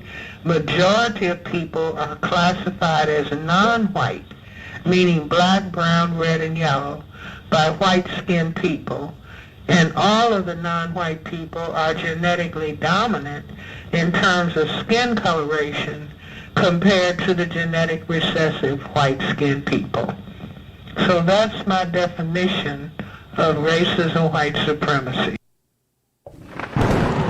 Tell the truth.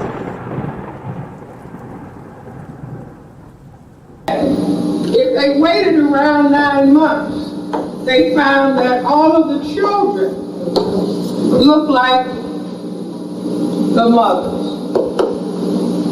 And so they realized, wait a minute, we are a tiny minority in Europe and no other place where there are white people. So they said, wait a minute, what if these men got in votes?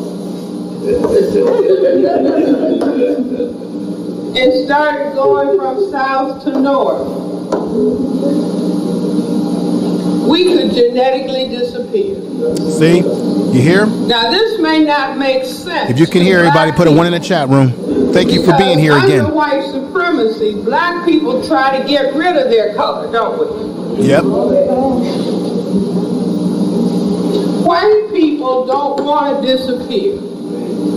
And I have asked audiences of white people, do you want your children to be colored? Do you want your grandchildren to be colored?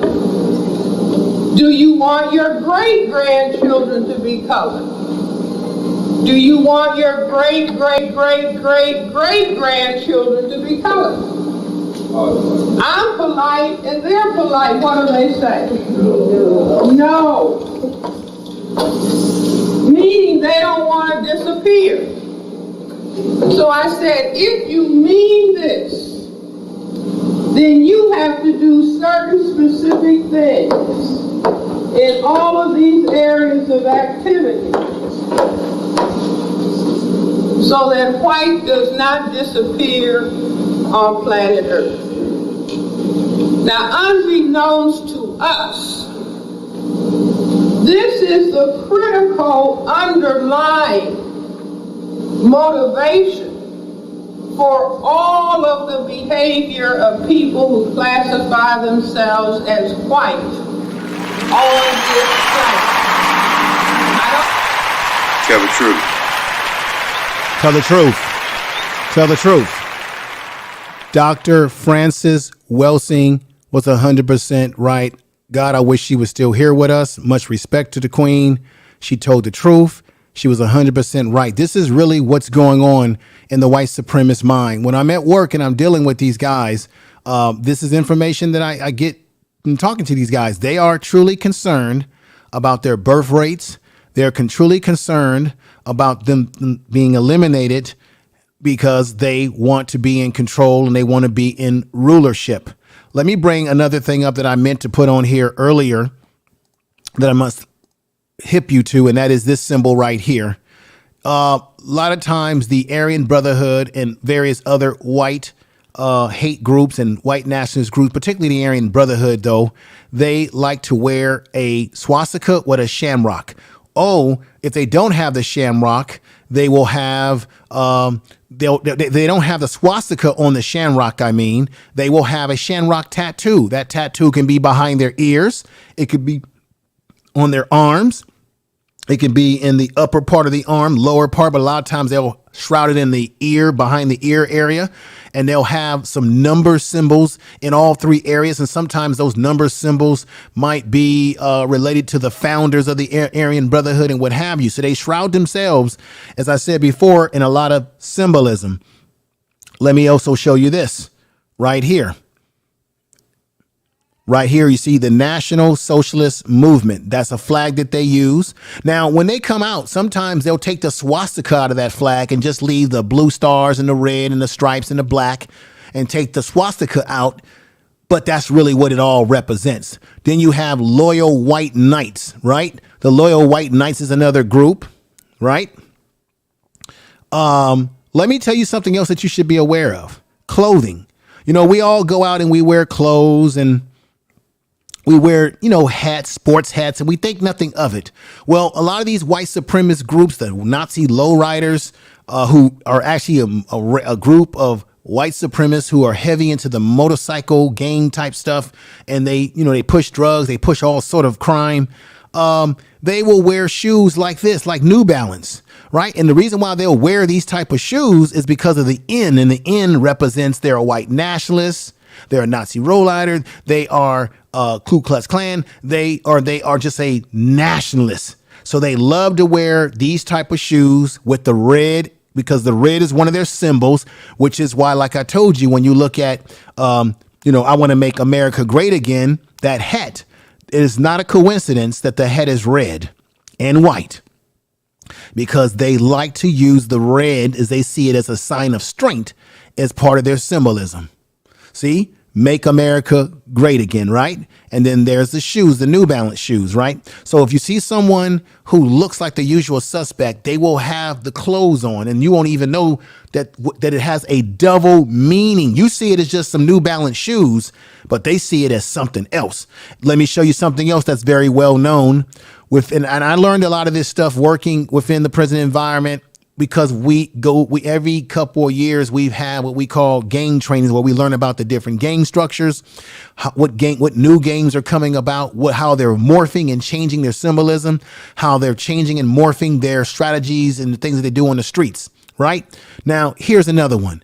How many of y'all like the Nebraska Cornhuskers? They're a football team in Nebraska. They won a lot of national championships. NCAA football.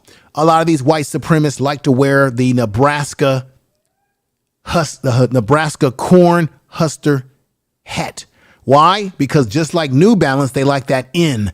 The N is a symbol meaning white nationalist, meaning white supremacist, meaning a Nazi. So it also goes, it has double meanings. It can also mean, hey, I'm a Nazi. I believe in Nazism, and that's why I'm wearing this hat.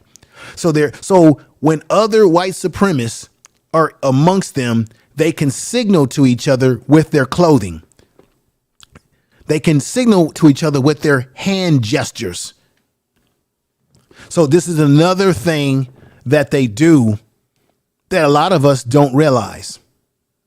And I bet you any kind of money that there was something about this Peyton character that shrouded everything I'm talking about, but sometimes we just don't see it. Okay. Now, remember this lady, Vicky, right? Missing Alabama guard and inmate may have had a romantic relationship, officers are saying now. She allowed this guy, Casey, I think it's Casey Cole White, to escape. Something's weird about this. I think they were related. I think this is some inbred stuff, because her name is Vicky White and his name is Casey Cole White. Is it a coincidence, or what's going on here? Now, just like Professor Black said on his show, on his channel, the news, because you got white supremacists that work for these news agencies too, ladies and gentlemen, and work in our government as well. The news never talked about this, that this man, Casey, this suspect, this Casey, he killed people. He did horrific things, and he also was a white supremacist. I'll show you why I know what I'm talking about right here, right now. This is his tattoos. This is the man that they were on a manhunt for, who was able to get this correctional officer, this sheriff's officer, to get him out of prison, out of jail. They were on the run. She sold her home, so they said. They never told you on the news that this man was also a white supremacist, and she got him out because why? She subscribes to the white supremacy as well. Because why? Just as I said before, the FBI and many other agencies have said that white supremacists are infiltrating the police departments. That's why black people are getting harmed by these individuals. This is why this man, a white supremacist, can get help out of jail by his accomplice, Vicky White, because she subscribes to the same ideologies. Look at him. Look at the Confederate flag. Look on the arm right here. Look at the symbols on. He has a crest here. All of these things that he has on his body are a representation of his white supremacy, his white nationalism. All of it. All of it before your eyes. You see on the screen. Now, I don't know how many of you have seen this or even knew this. How many of you even knew about this man? If you knew about him being a white supremacist, meaning, we can assume that's what he is by the look of him, but this is clearly the display of his symbolism on his body. How many of y'all knew about this? The news never told you about any of this. They never also told you that the woman that they called a sheriff was helping someone who's killed people, murdered people, did horrific things to people. And he also subscribed to racist views. No, they didn't tell you that. But here's a display of his swastikas. This one on the arm might be something that goes into that wizard and fantasy type stuff. They love this sort of stuff. It's all there on his body, ladies and gentlemen. No different than what I showed you over here. No different than that. In fact, the same.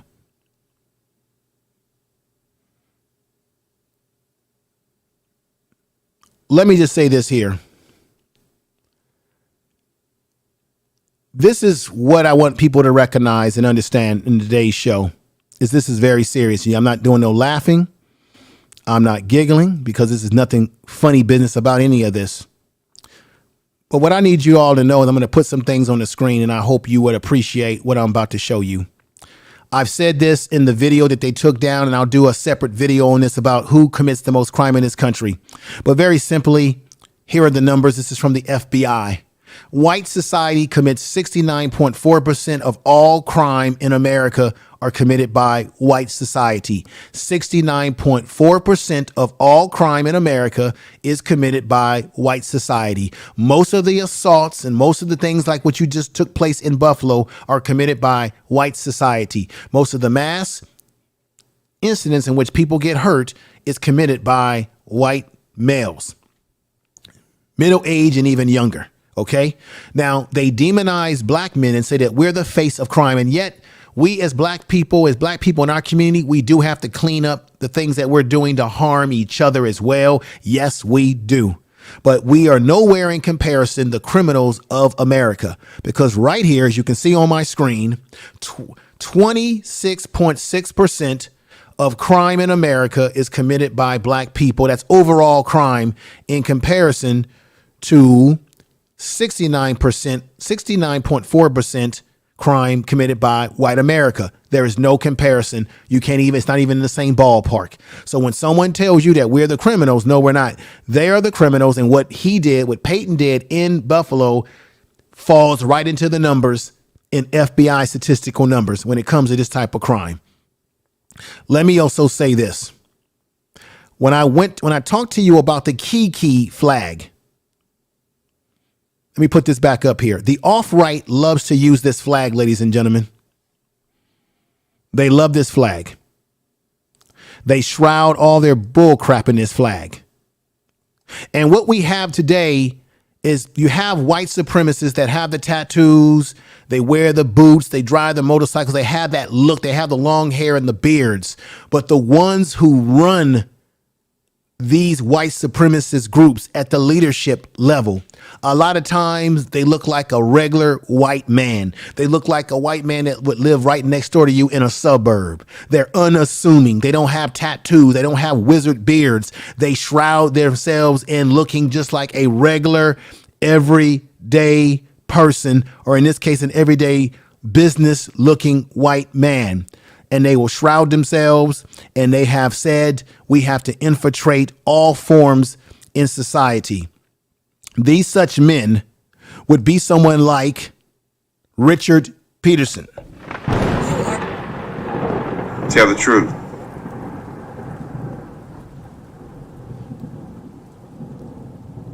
Remember, he's a member of Off-Right.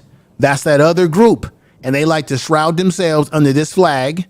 Off-Right is a cleaned up version of a white supremacist where they have no tattoos, at least showing to you in the public, and they put a suit on. And I remember growing up where the skinheads used to get put in jail when they would attack people.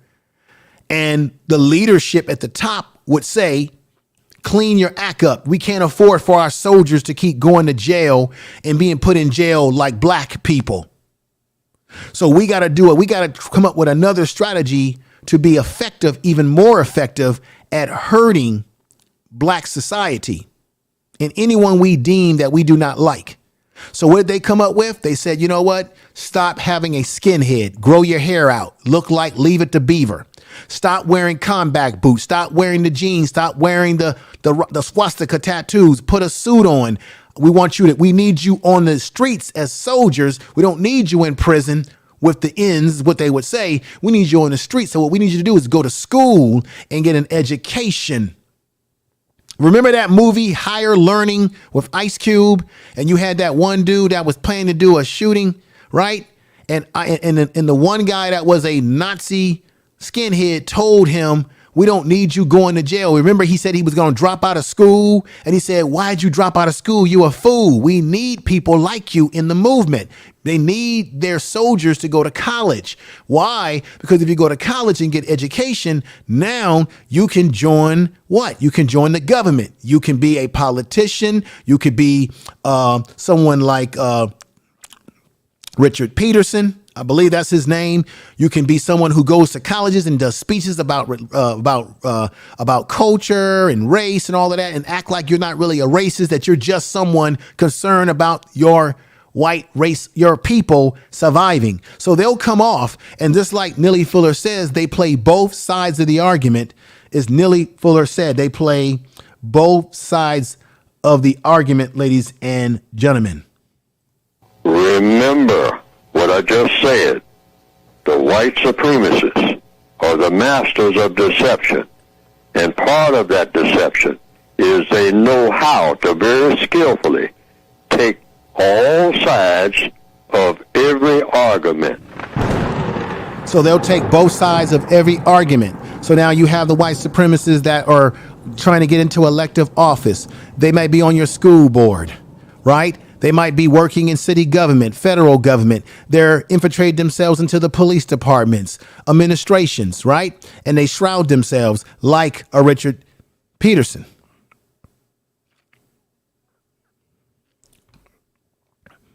I believe that's his name. If I'm saying that name right, somebody correct me. And check this out, ladies and gentlemen. I'm going to put somebody else on the board. So what they do is when they infiltrate these institutions, they will do everything to harm us and do everything to favor their people. And they'll say things like states' rights. They'll say things like, well, I'm not a racist. I just want, what's good for the community. They'll do things like attack things like what we have going on right now with them attacking Black history and calling it critical race theory, right? They will attack that and say, well, no, we're not against history. We're just against people teaching hate. When in fact, they are the biggest teachers and the biggest enforcers of hate.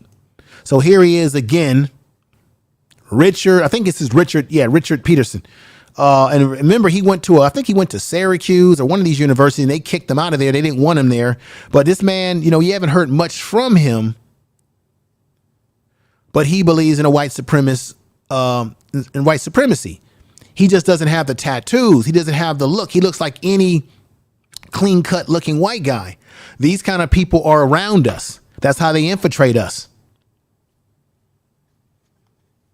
And then what they do, not only do they infiltrate government, infiltrate educational institutions, or infiltrate institutions of the military or policing, they also get themselves on television, right? Like this man right here. Y'all know who this is on Fox News.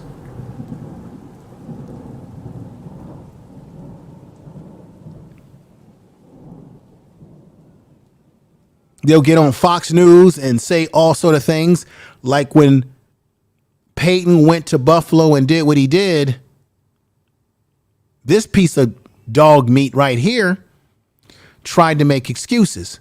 Oh, maybe he did this because of, people being in their house during the pandemic. Tucker Carlson is who this is. Tucker Carlson.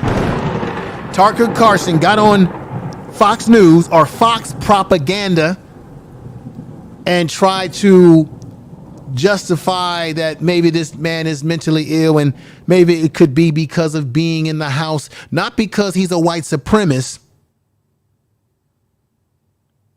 And I don't understand why anybody would watch Fox propaganda or any of these news agencies. So they shroud themselves from being like this. Let me show you the difference. See, we got to understand the enemy and how they think and the different cloaks that they give us in their looks. So right here, you see this dude with the Proud Boy tattoo. So you got them. They'll look like that, right? They'll look real white thuggish, like that, right? They'll have the real, thuggish look. White, I call it white thuggish. But then, see, he's got the big tattoo on the neck, right? But then they'll clean it up. Like Richard Spencer. That's right. Richard Spencer. I had the name wrong, ladies and gentlemen. There it is. That's the right name. Tell the truth. Richard Spencer, not Richard Peterson. Richard Spencer just came to me right then and there. They'll have the clean cut look like Richard Spencer. And they'll be invited to talk at schools. And Richard Spencer and Tucker Carlson are no different than, I would say, white Pookie. The only difference between Tucker Carlson and Richard Spencer from white Pookie is that they got a suit on. He's on television, espousing the white supremacy, shrouded in a news anchor position. Or the other one tries to portray himself as just being for white pride and, being for his culture. And it ain't about him wanting to be racist towards black people, but just about him being concerned about what? The replacement theory, the great replacement theory. Truth. Tell the truth. Please share this video, ladies and gentlemen, when you have an opportunity. Share it out to all social media. This is very, very, very, very, very important. And then we've been told, ladies and gentlemen, as I'm about to put something on the screen for you. We've been told that we're supposed to believe in Joe Biden, right? Joe Biden told us that he was going to be the savior. Black folks trotted themselves around Joe Biden. Those black folks in South Carolina because of Clyburn. We've got Kamala Harris, who really didn't say anything much about that. What he did in Buffalo was a affront to all people. No, what he did in Buffalo, Peyton, that white supremacist, was an affront to black people because it was black people that died. All 11 black people died with 3 injured, Kamala Harris. Everybody got excited about us having a quote unquote black president, black vice president, but she ain't saying much about what's happening to black people. Joe Biden sit up there talking about he gonna be the social justice president. He gonna do A, B, and C.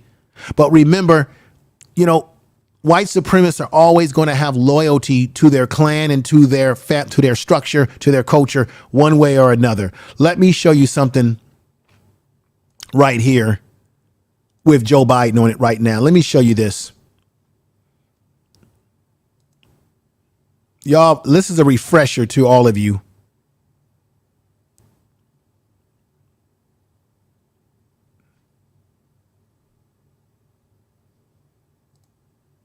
Remember when Joe Biden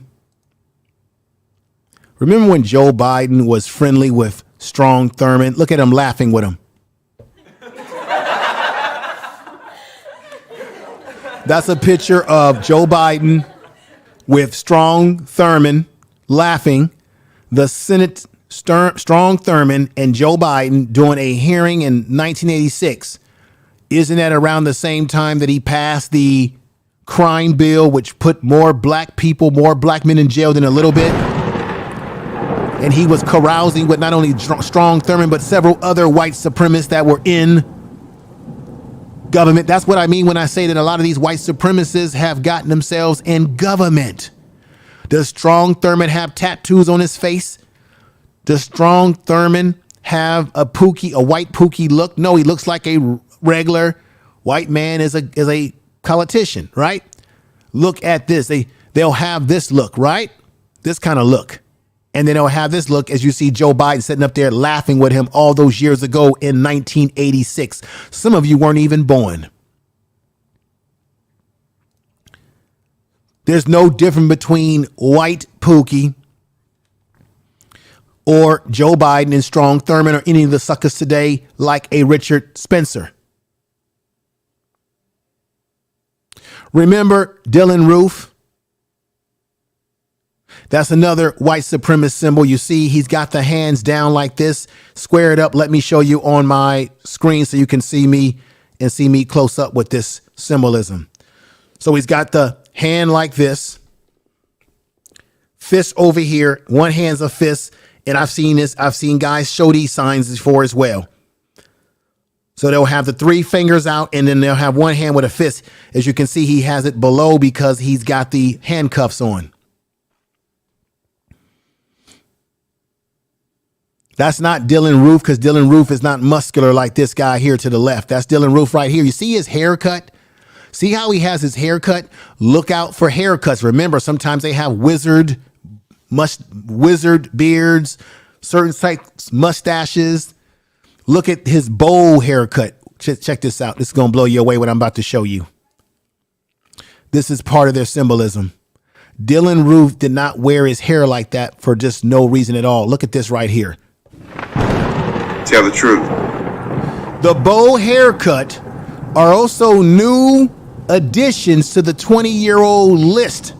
That 20-year-old list being symbols that they do to themselves to represent their white supremacy. You see the bowl haircut. They're doing that to themselves. Look at Dylan Roof. He had the bowl haircut.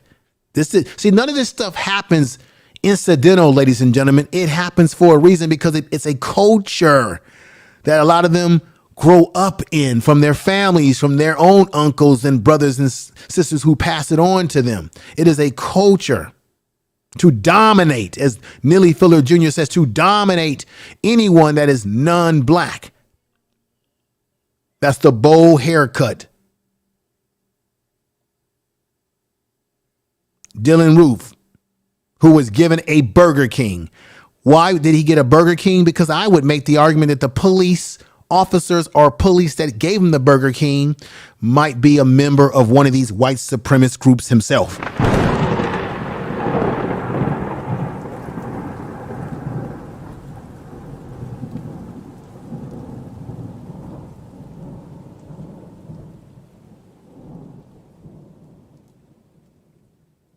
Right here, I will show you, this comes off the FBI statistics. You have anti-black or African Americans. The bias motivation, single bias incidents. White people are in there. Look at the numbers. Total bias. Total offenses.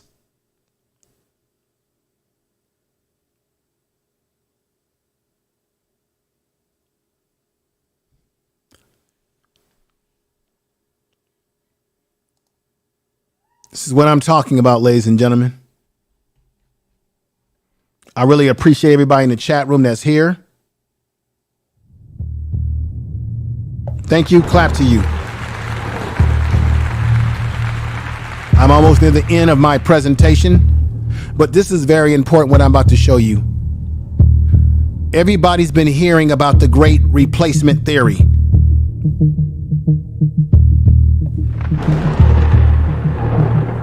This man right here is the inventor of the great replacement theory. Once again, he doesn't have tattoos. I've seen other pictures of him. He doesn't have tattoos. He just looks like a regular white man with a business suit. You look at him, you say, oh, that's a businessman, right? That's how when we look at white men with suits, we assume that they're a businessman. We look at black men with suits, we just think that they're a pimp or something. That's cultural conditioning. Well, this white man, like I said, the ones who lead these structures don't even wear the tattoos. They are the generals of the movement. They tell the disruptive groups. The disruptive groups are the groups that are the boots on the ground white supremacists who wear all the tattoos and all that other nonsense. And then the ones that we consider the more intelligent ones are the ones that are higher ranking. They're the ones that will put the suits on and go into business. They're the ones that come up with the ideologies and concepts. This man is, if I'm saying his name correctly, because he's French. Remember, white supremacy is a global system. He's French. This is Renaud Clemis.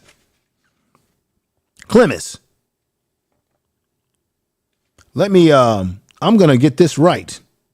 I'm going to say that I'm going to get the last name. If anything's not right, let me put this in here correct. I'm going to get the proper pronunciation of this. Give me 1 minute. I think this is Rudolph. I'm going to just get the proper pronunciation. I'll be right. I'm just going to say it to you in just a moment. Bear with me. Don't go away. And let's get the right pronunciation of this right now.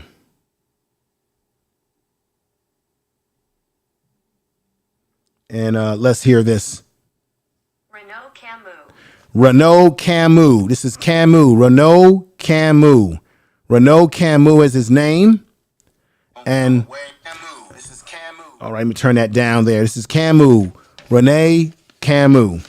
He is the inventor or the one who came up with the concept of the great replacement theory. That's the theory that white people believe that they are being replaced by immigrants. They're being replaced by black people, that their genetic survival. This goes right into Peyton's Manifesto. This goes right into the ideology of white supremacy, as Dr. Francis Welsing told us. They are concerned about their genetic survival, and they believe that they're being replaced. The Great Replacement Theory, French Grand Replacement, also known as a replacement theory, is a white nationalist far-right conspiracy theory created by this man right here that I just mentioned, theory, it diminished by French author Ramos Clemens.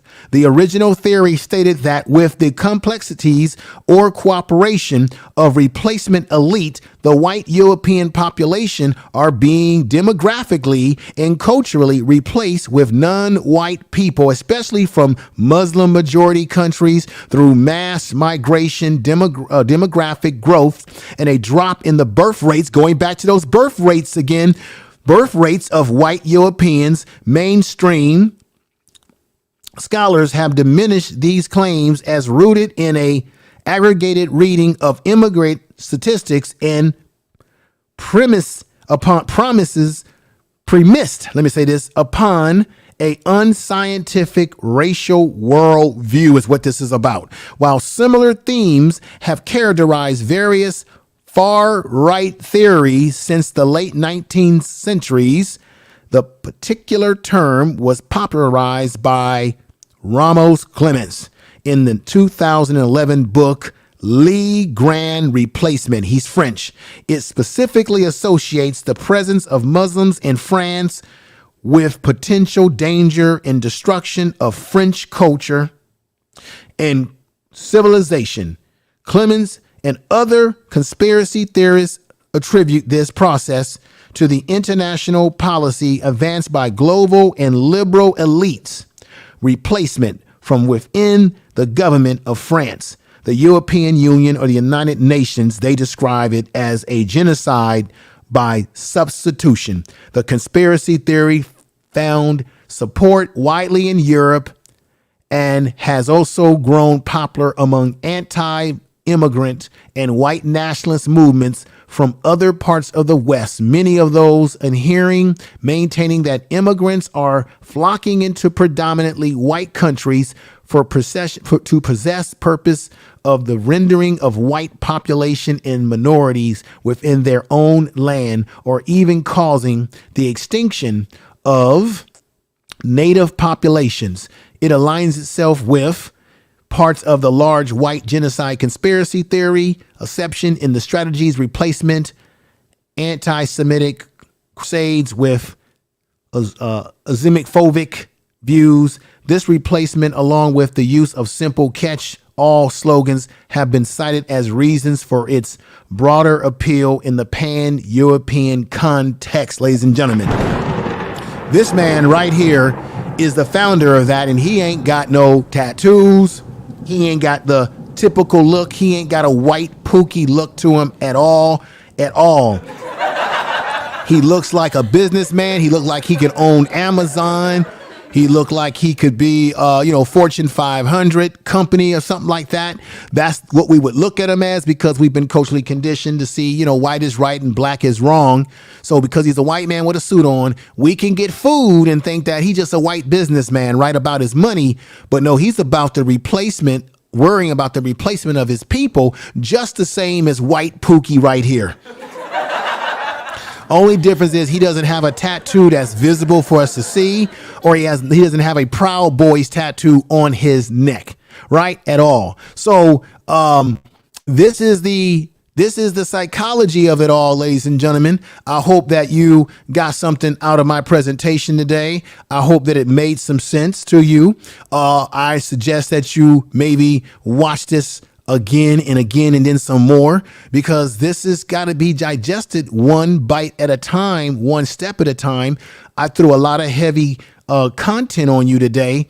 And I know that nobody on Black YouTube has thrown this type of content on you of this nature based in this particular subject matter in the way that I have done it today. I know that to be true. Tell the truth.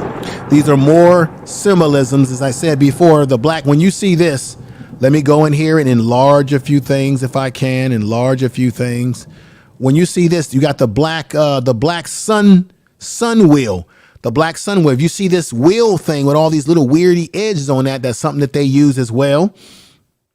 This is just about bringing awareness of what we're dealing with, folks. This is about you being aware and not being asleep. And I'm not saying that anybody in the chat room is asleep, but I'm saying certainly there are a lot of our people out here who don't realize how deep these white supremacist groups grow, how far they go. There's tons of gang structures that are in our community. Let me read something else to you. Let me let you know something else, right? I'm going to read something else to you. You have the 1%ers, as I said before, which is a outlaw motorcycle club, can be distinguished by 1% patch worn on the colors of their jacket. Worn on the colors of their jacket. And I'm going back to the beginning of my presentation where I presented this to you before I went into everything, breaking everything down. So you'll see a 1% patch worn on the jackets of these motorcycle gangs. Okay, signifying that they are 1%, and 1%ers are racist as all get out as well. Now, I talked to you about a group called the Nazi Lowriders. This is very important. And I got another thing I got to show y'all before I end anything. So wait a minute now. Don't go anywhere, ladies and gentlemen. I didn't show y'all this one. And once again, look at this police officer bumping hands with this Yahoo right here. Now, Nazi lowriders. I said something brief about the Nazi lowriders. And they're in prison. They're on the streets. You got to be very careful. These groups, they move a lot of narcotics. They're involved in prostitution of women. They got their hands in all types of crime. But the Nazi lowriders are a neo-Nazi white supremacist organization crime syndicate and a prison and street gang based primarily in Metro Los Angeles. That's right. In several areas around Texas. They also are believed to have spread to other states having small, rural, suburban, plains of land. Okay. So these are the things that we have to be at least cognitive of, be aware of, that these things exist. Now, the other presentation that I want to bring up to your attention, I cannot get out of here. This has been going on for a long time, everybody. I want y'all to look at this, look at your screen and look at what I'm about to show you right now. Here we go.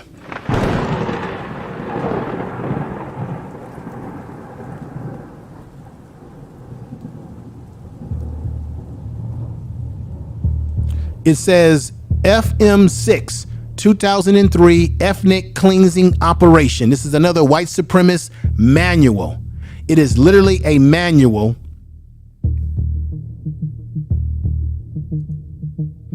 This is literally a manual, folks. I'm going to show you this manual real quick. Let me stop something right quick. Let me share something to you. Look at that manual. This does exist.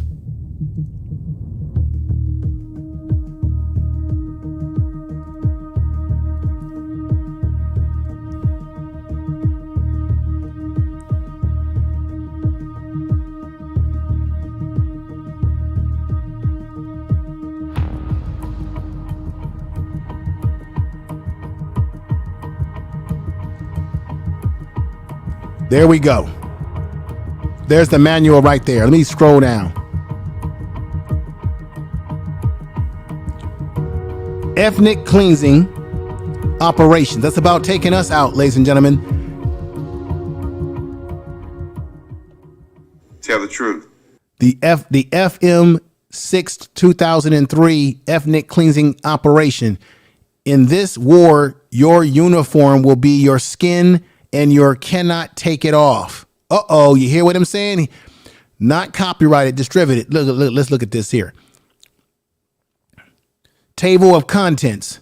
Why ethnic cleansing? Historical examples. Scrubbing the brush of ethnic cleansing. Who will fight? How to operate blackout. When? See, they got all their manual of memoranda of how to operate, folks. See, we gotta be on our P's and Q's, family. Introduction. The manual concerns the military operations necessary to predict predictory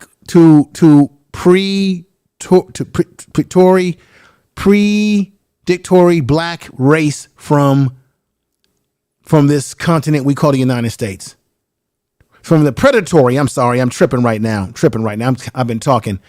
So this is a manual to give white people how to get rid of black people who they see as predatory, okay, in the United States. While this manual addresses the strategies and the tactics from a military perspective, it is written as much for non-military personnel as it is for active duty veterans, soldiers. The reason for this general appeal is that the primary leaders who will pull together this effort may as well arise from non-military white populations as much as from the rank of the career military. They got the Confederate hat flag here.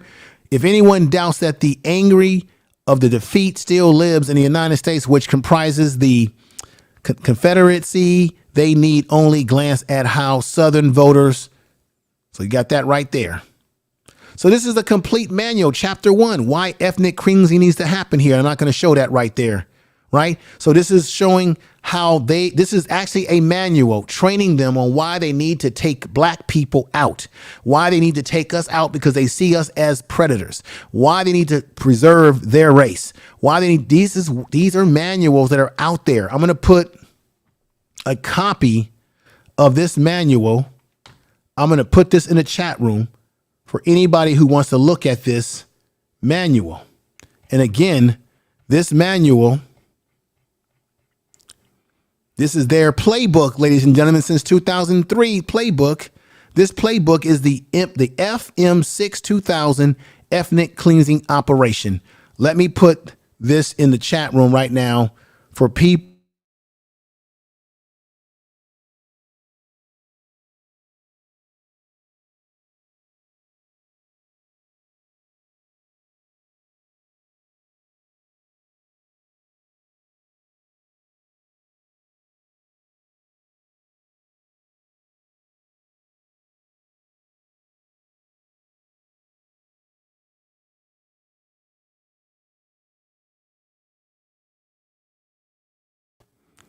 All right, I'm here. I just got the system threw me out. I'm sorry about that, everybody.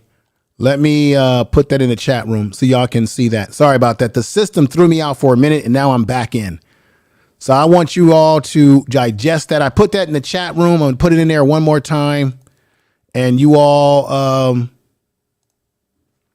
be my guest to check that out. There it is, everybody. Thank you for being here. And I hope that that you all got something out of the presentation today. I hope that this was helpful. What I'm going to do, what's going on, AC, the beautiful AC, my sister? We got Black Anonymous here. We got Love to Travel with Wave. We got Jason Moore in the house. What I'm going to do before I end is that I'm going to put I'm going to invite people up, but I can only I'm going to probably bring people up one at a time to make it a short conversation because I don't have much time. I have some things that I need to do, but I wanted to bring this to your attention. This is very, very important. So if anyone wants to come up and give me a call right now, give me your thoughts, be to the point, because I can't keep the panel going for hours. I can't do that. I'll just have people come up and give their points and then that'll be it. Give their points, and then I gotta end the stream because this is a lot of information to go over, and I still didn't scratch all the surface of things I could tell you, so I would have to do a part 2. But this is just more of an introductory. So there it is. I put that in the chat room. If anybody wants to come up and simply just give me a few of your thoughts, and then I'll bring the next person up, get a few of their thoughts, and then go from there. I want to give everybody in the chat room a clap. Everybody that's rocking with me, Peggy Roster.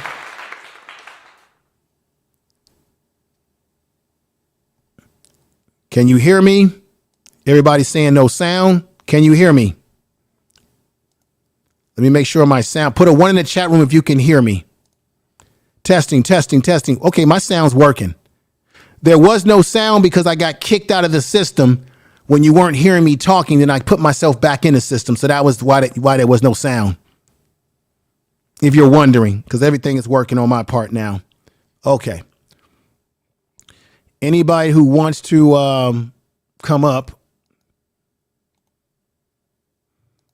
Is that working? I'm wondering is that link working, ladies and gentlemen? Okay, the link is in there. If you would like to come up and say a few things before I end this, go right ahead and do so. I want to thank everybody that's watching out there, whether you're watching in the clouds or you're in the chat room. I want to say thank you to all the new subscribers from coming on board to the Information Man Show.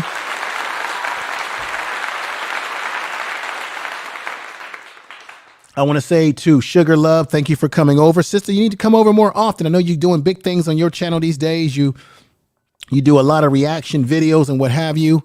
But Sugar Love, come on over more often, sister. We love to have you over here more often, participating in the chat room, participating with everything that we're doing over here. I want to thank Eric. Tell you and Sugar Love, tell your audience about what I'm doing over here too, my sister. We got Peppy is in the house. Thank you. Let me put you up on the screen here. What's going on, Peppy? Information Man Show, great work. Hey, thank you, brother. Thank you. We got Lee in the house. Lee. Livia, thank you for being here. Lee. Let's see who we have here. Only briefly, because I do not have much time. So it'll have to be a brief convo. Just briefly, and then I got to bring another person up. Just brief, folks, because I don't have any time. Sister Queen Empress, give me your brief statements of the presentation. I think you have. I'm having a hard time. Thank you. Can you hear me? Yeah, we couldn't hear you at first, but what are your thoughts again, my sister? You did an excellent job as usual. Thank you. This was just this is introductory what I did today. Let me hold on. I might have to change over. Okay. I'm going to bring another person up though, Queen, because I don't have a lot of time. I'm running up against, I got some things I have to do. So I'm going to bring up the next brother here. And here we go. Thank you for being here. Thank you, brother.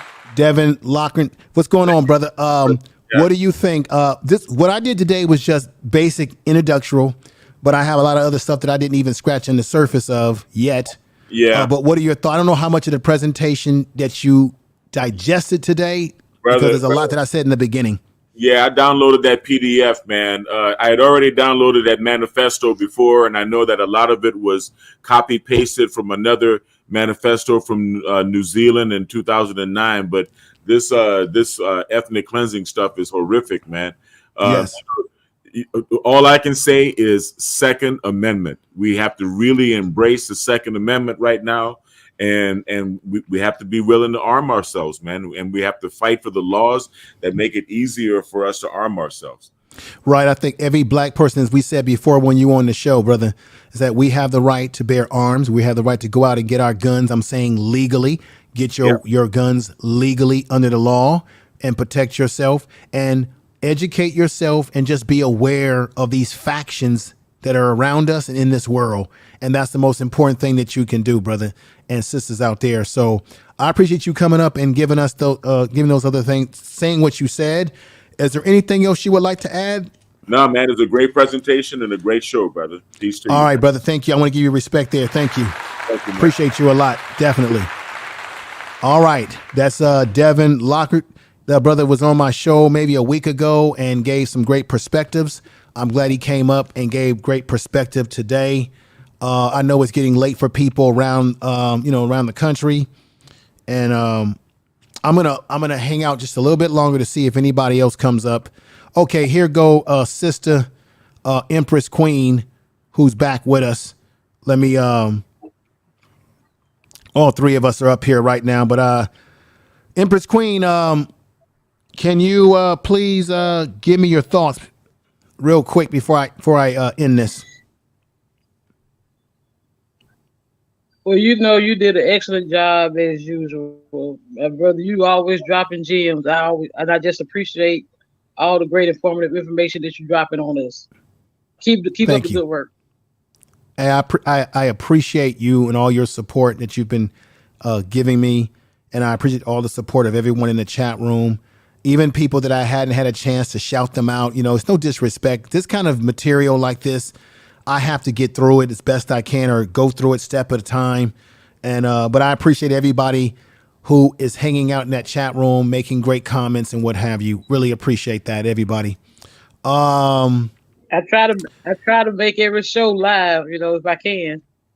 Yeah, and you can always watch it on the replay. This particular video today that I did is going to require people to be disciplined and just listen to it in their own pace.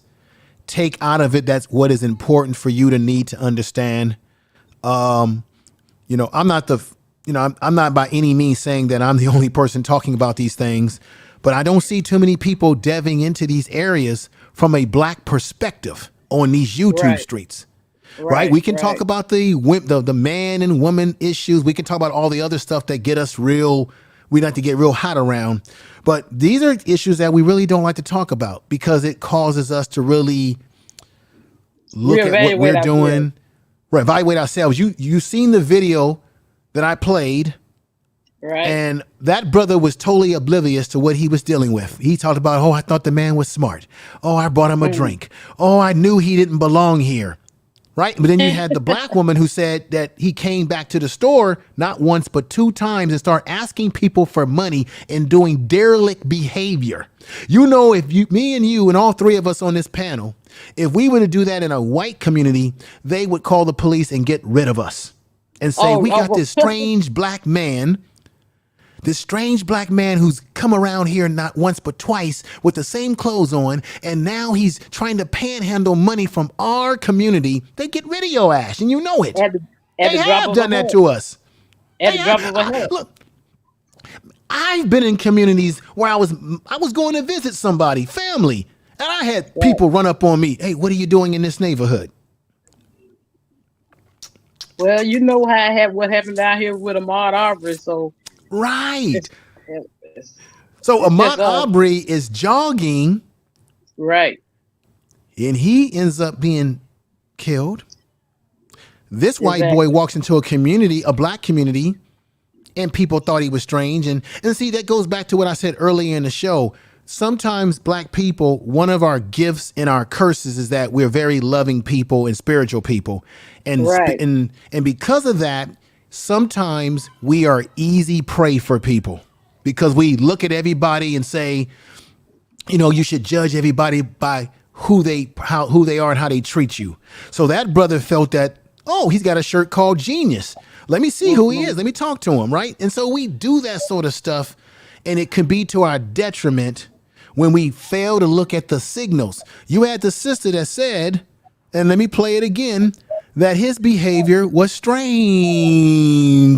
Here we go again. Listening in the store, asking people for change, and because he's making the customers feel uncomfortable. And I asked him, can he please leave the store? He said, okay. And I noticed when he was leaving the store, his eyes was wandering. He was wondering, looking around as he was leaving. Chanel says the shooter was wearing the exact same clothes on Friday as he was Saturday when she saw him again. Got this man talking about him like he's a little scout, telling a little, you one story Boy Scout. Since we first came on the air, and it was about this man here, Grady Lewis. You were in that Tops earlier this afternoon. We're going to get to that story, but you told me just a few moments ago that you actually spoke with the suspect yesterday. He was here. Tell me more about that. I seen him, and he looked strange in the neighborhood, but he had a Genius shirt on, so I wanted to see if he was a genius. And we sat and talked about string theory, critical race theory, beginning of civilization, and he seemed like he was a genius, actually. He said he came up just to see the countryside, and he was going to go out camping. He bought a big thing, a jug of water. He had a little nervous twitch to him.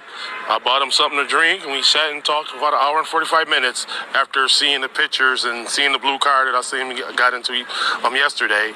So it's a shock right now, and he told me his name was Peyton. So it's a shock. And we did see a blue car get That was taken his away opinion from of this that. scene He was just a about a genius. half hour or so ago. And you were saying that you were speaking with him on a bench that's located outside of this Tops. Yes. That's the bench that earlier today, when I first got here, you were the first person I spoke to. You were telling me that bench is your office. Yes. And you usually like to stop and sit there and talk to people that are passing by. Today you didn't stop. Yes. So walk me through your afternoon here at the Tops. Well, I went in there and got me some a juice, and I didn't sit there today. So I walked across the street and I opened up my juice, and as I opened up my juice, I heard what I knew wasn't a firecracker, and I looked up and I seen a guy shooting people. Then Let me end that right there. It's obvious that he admitted that he gave the guy a juice. He thought that, oh, let me see if he's a genius. They had a conversation. He admitted that he thought that he was strange, but he did not have a sense of like, okay, let me really check this dude out. Right. And we can't be like that in our communities. We have to be just as, I believe, as vigilant as white people are when we go into their neighborhoods and they're like wondering who the hell we are. We got to be very vigilant, because for him to be able to walk into this community not once but twice and people say there was something strange about him. And I understand this, you know, a lot of times you just hope that you don't. The reality is that we don't believe that what we see on television and movies could happen to us. So we feel a false sense of security sometimes, right? That's correct. And maybe he felt like, well, I'm just having a friendly conversation with this guy. I don't know this guy's going to go out and do something. So on that side, okay, he doesn't know in his mind that this guy's going to do something, but he does admit that he said that the guy was strange and unusual behavior. Well, You heard know, what the sister said. Yeah, see that, because I'm like that. People have always been drawn to me, and I mean, people love me, you know. And I strike up. I don't meet strangers, you know. I strike up Right. conversations with people easily, also.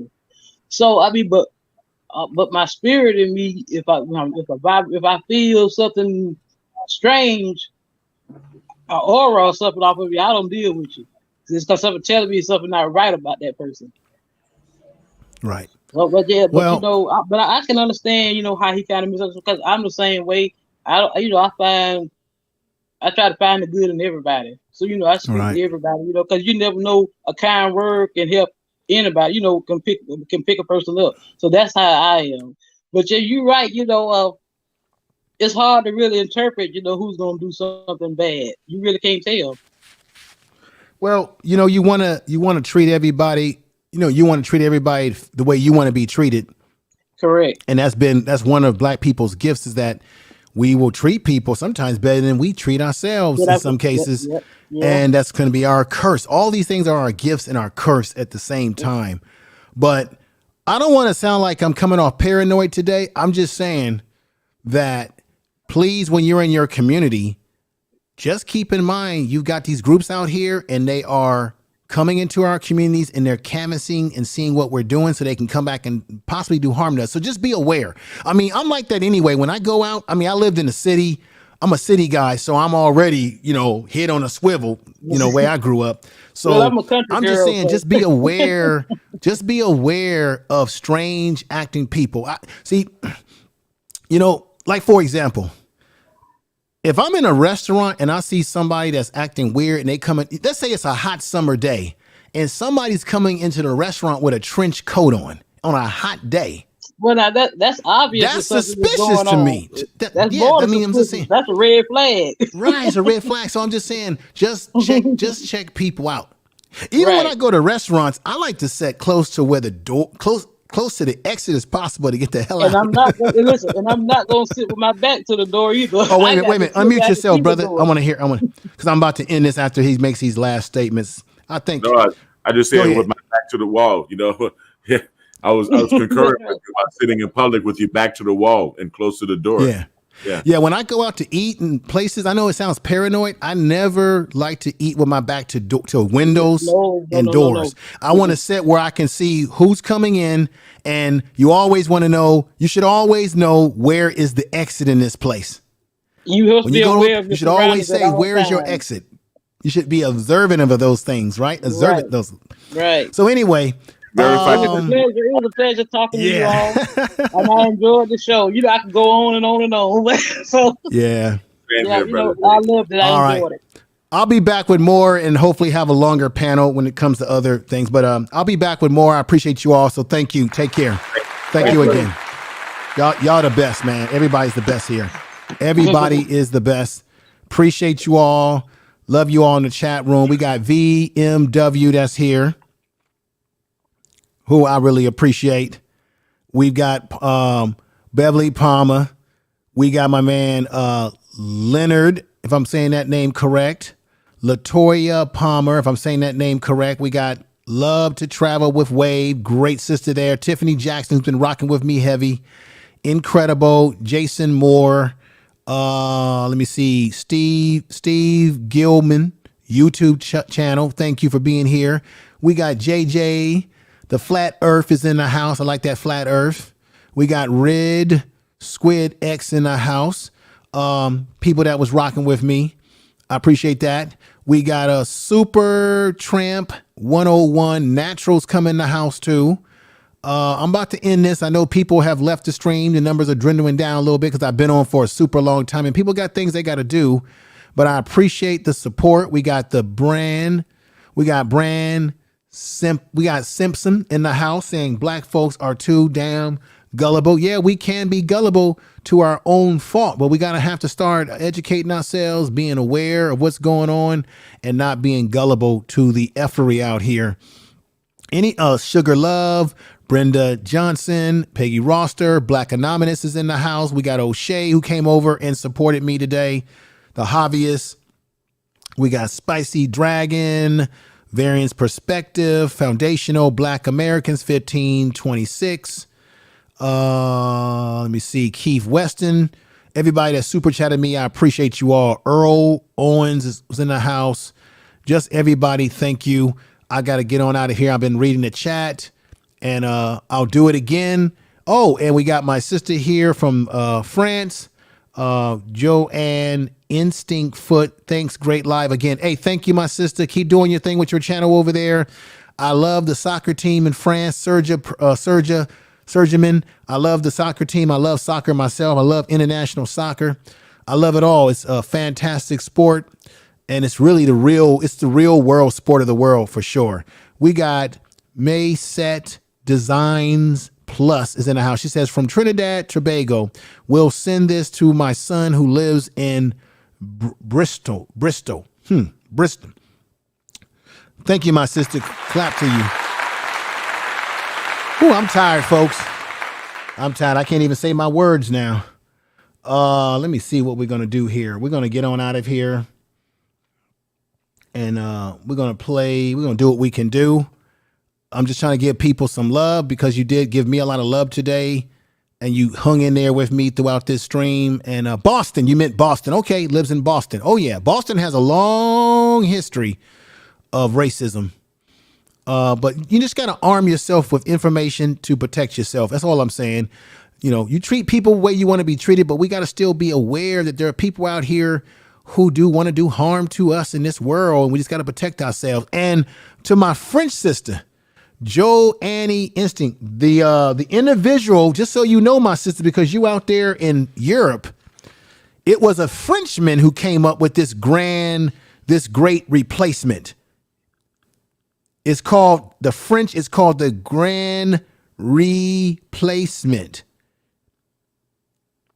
Ronus Comus, C-A-M-U-S, Comus. This guy is French, European, and he came up with this great replacement theory because they're concerned, and he said that it was about them being concerned about people from the Middle East. I know there's a lot of Middle Easterners who are in France, and some French people don't like it. I get that, but it's crazy. It's crazy, ladies and gentlemen. So I'm getting on out of here. Peace to y'all, everybody.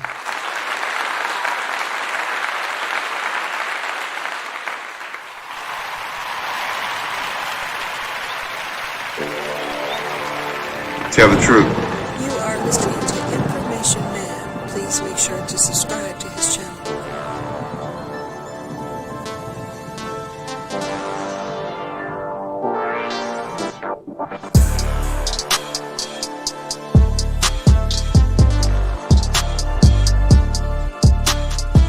Thank you for the super chat.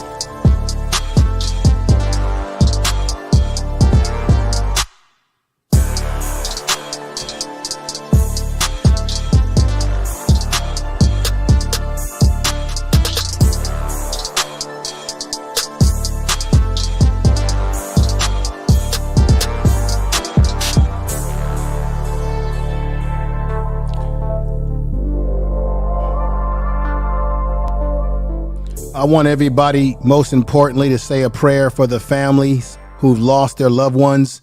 That's the most important thing I should be saying right now. Make sure you say a prayer for the victims, the family members that have lost these beautiful black people here who were minding their own business, going shopping like we all do on our weekends and our weekdays. This should have never happened to them. Please say a prayer, because this could be anyone's mother, grandmother, aunt. We all have someone in our family that looks just like these beautiful black people you see on this screen. This is a damn shame again. Say a prayer for them and everyone in Buffalo. Should have never happened. Tell the truth.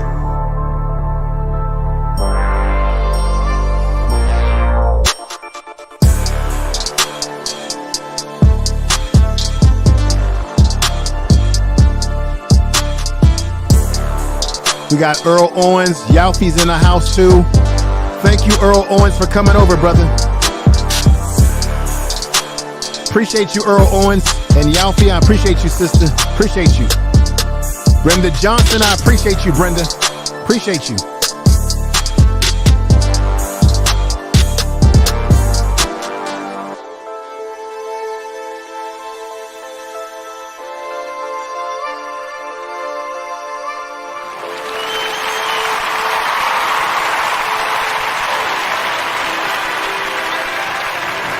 Information is power.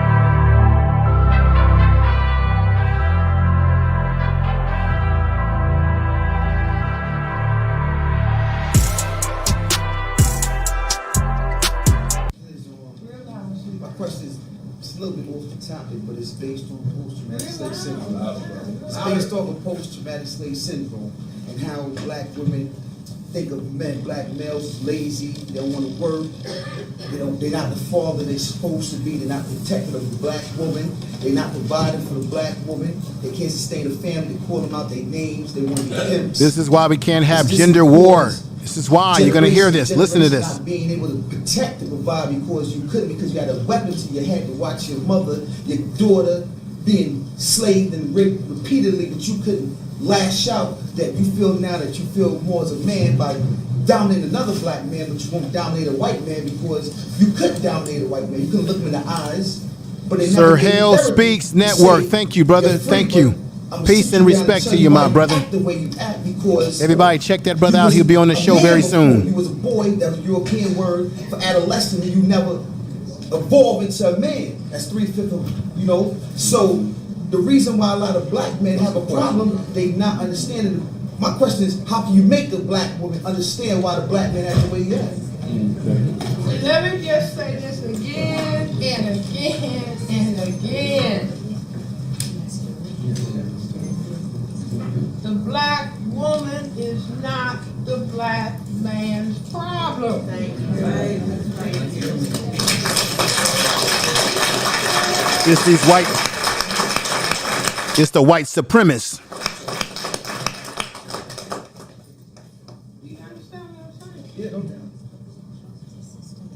But I want the black men to understand this. Well, in other words, we gotta like embrace ourselves.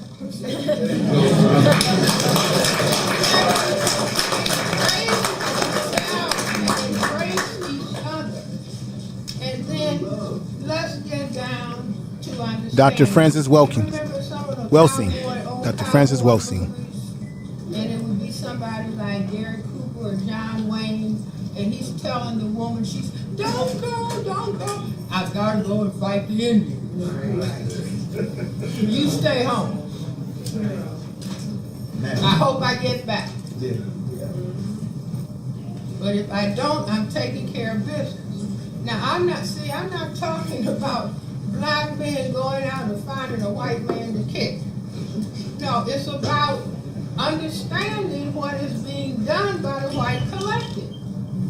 See, black men need to, if I could wave another magic wand, say, no, we're going to work. See, we want jobs. We want jobs. We need businesses. You can train people. If you have several generations of mothers going to work and coming home and feeding male children, then that male child will grow up and ask a woman, what kind of job do you have? See now, this is just tactics and strategy on this side of the board that we haven't been thinking about. We haven't understood, so then we quarrel with each other. And as long as there's fear, it's like the man on the job, his boss kicks him, he comes home and kicks the dog and kicks his wife.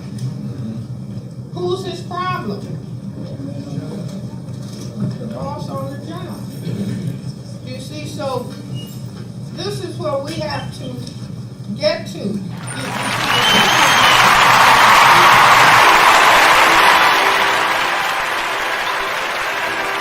Tell the truth. You are listening to Information Man. Please make sure to subscribe to his channel.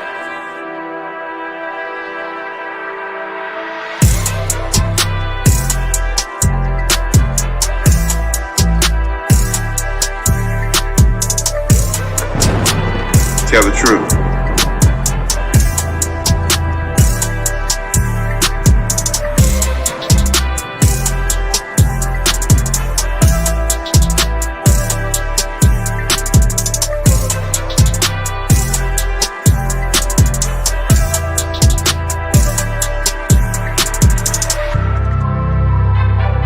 Dominique Jones, thank you for being here, brother.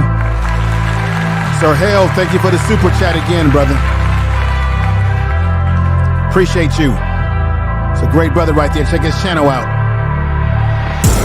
Tell the truth. Information is power. Take care, everybody. Peace. Stay aware. Stay aware of what's happening. Peace. You are listening to Information Man. Please make sure to subscribe to his channel. Tell the truth.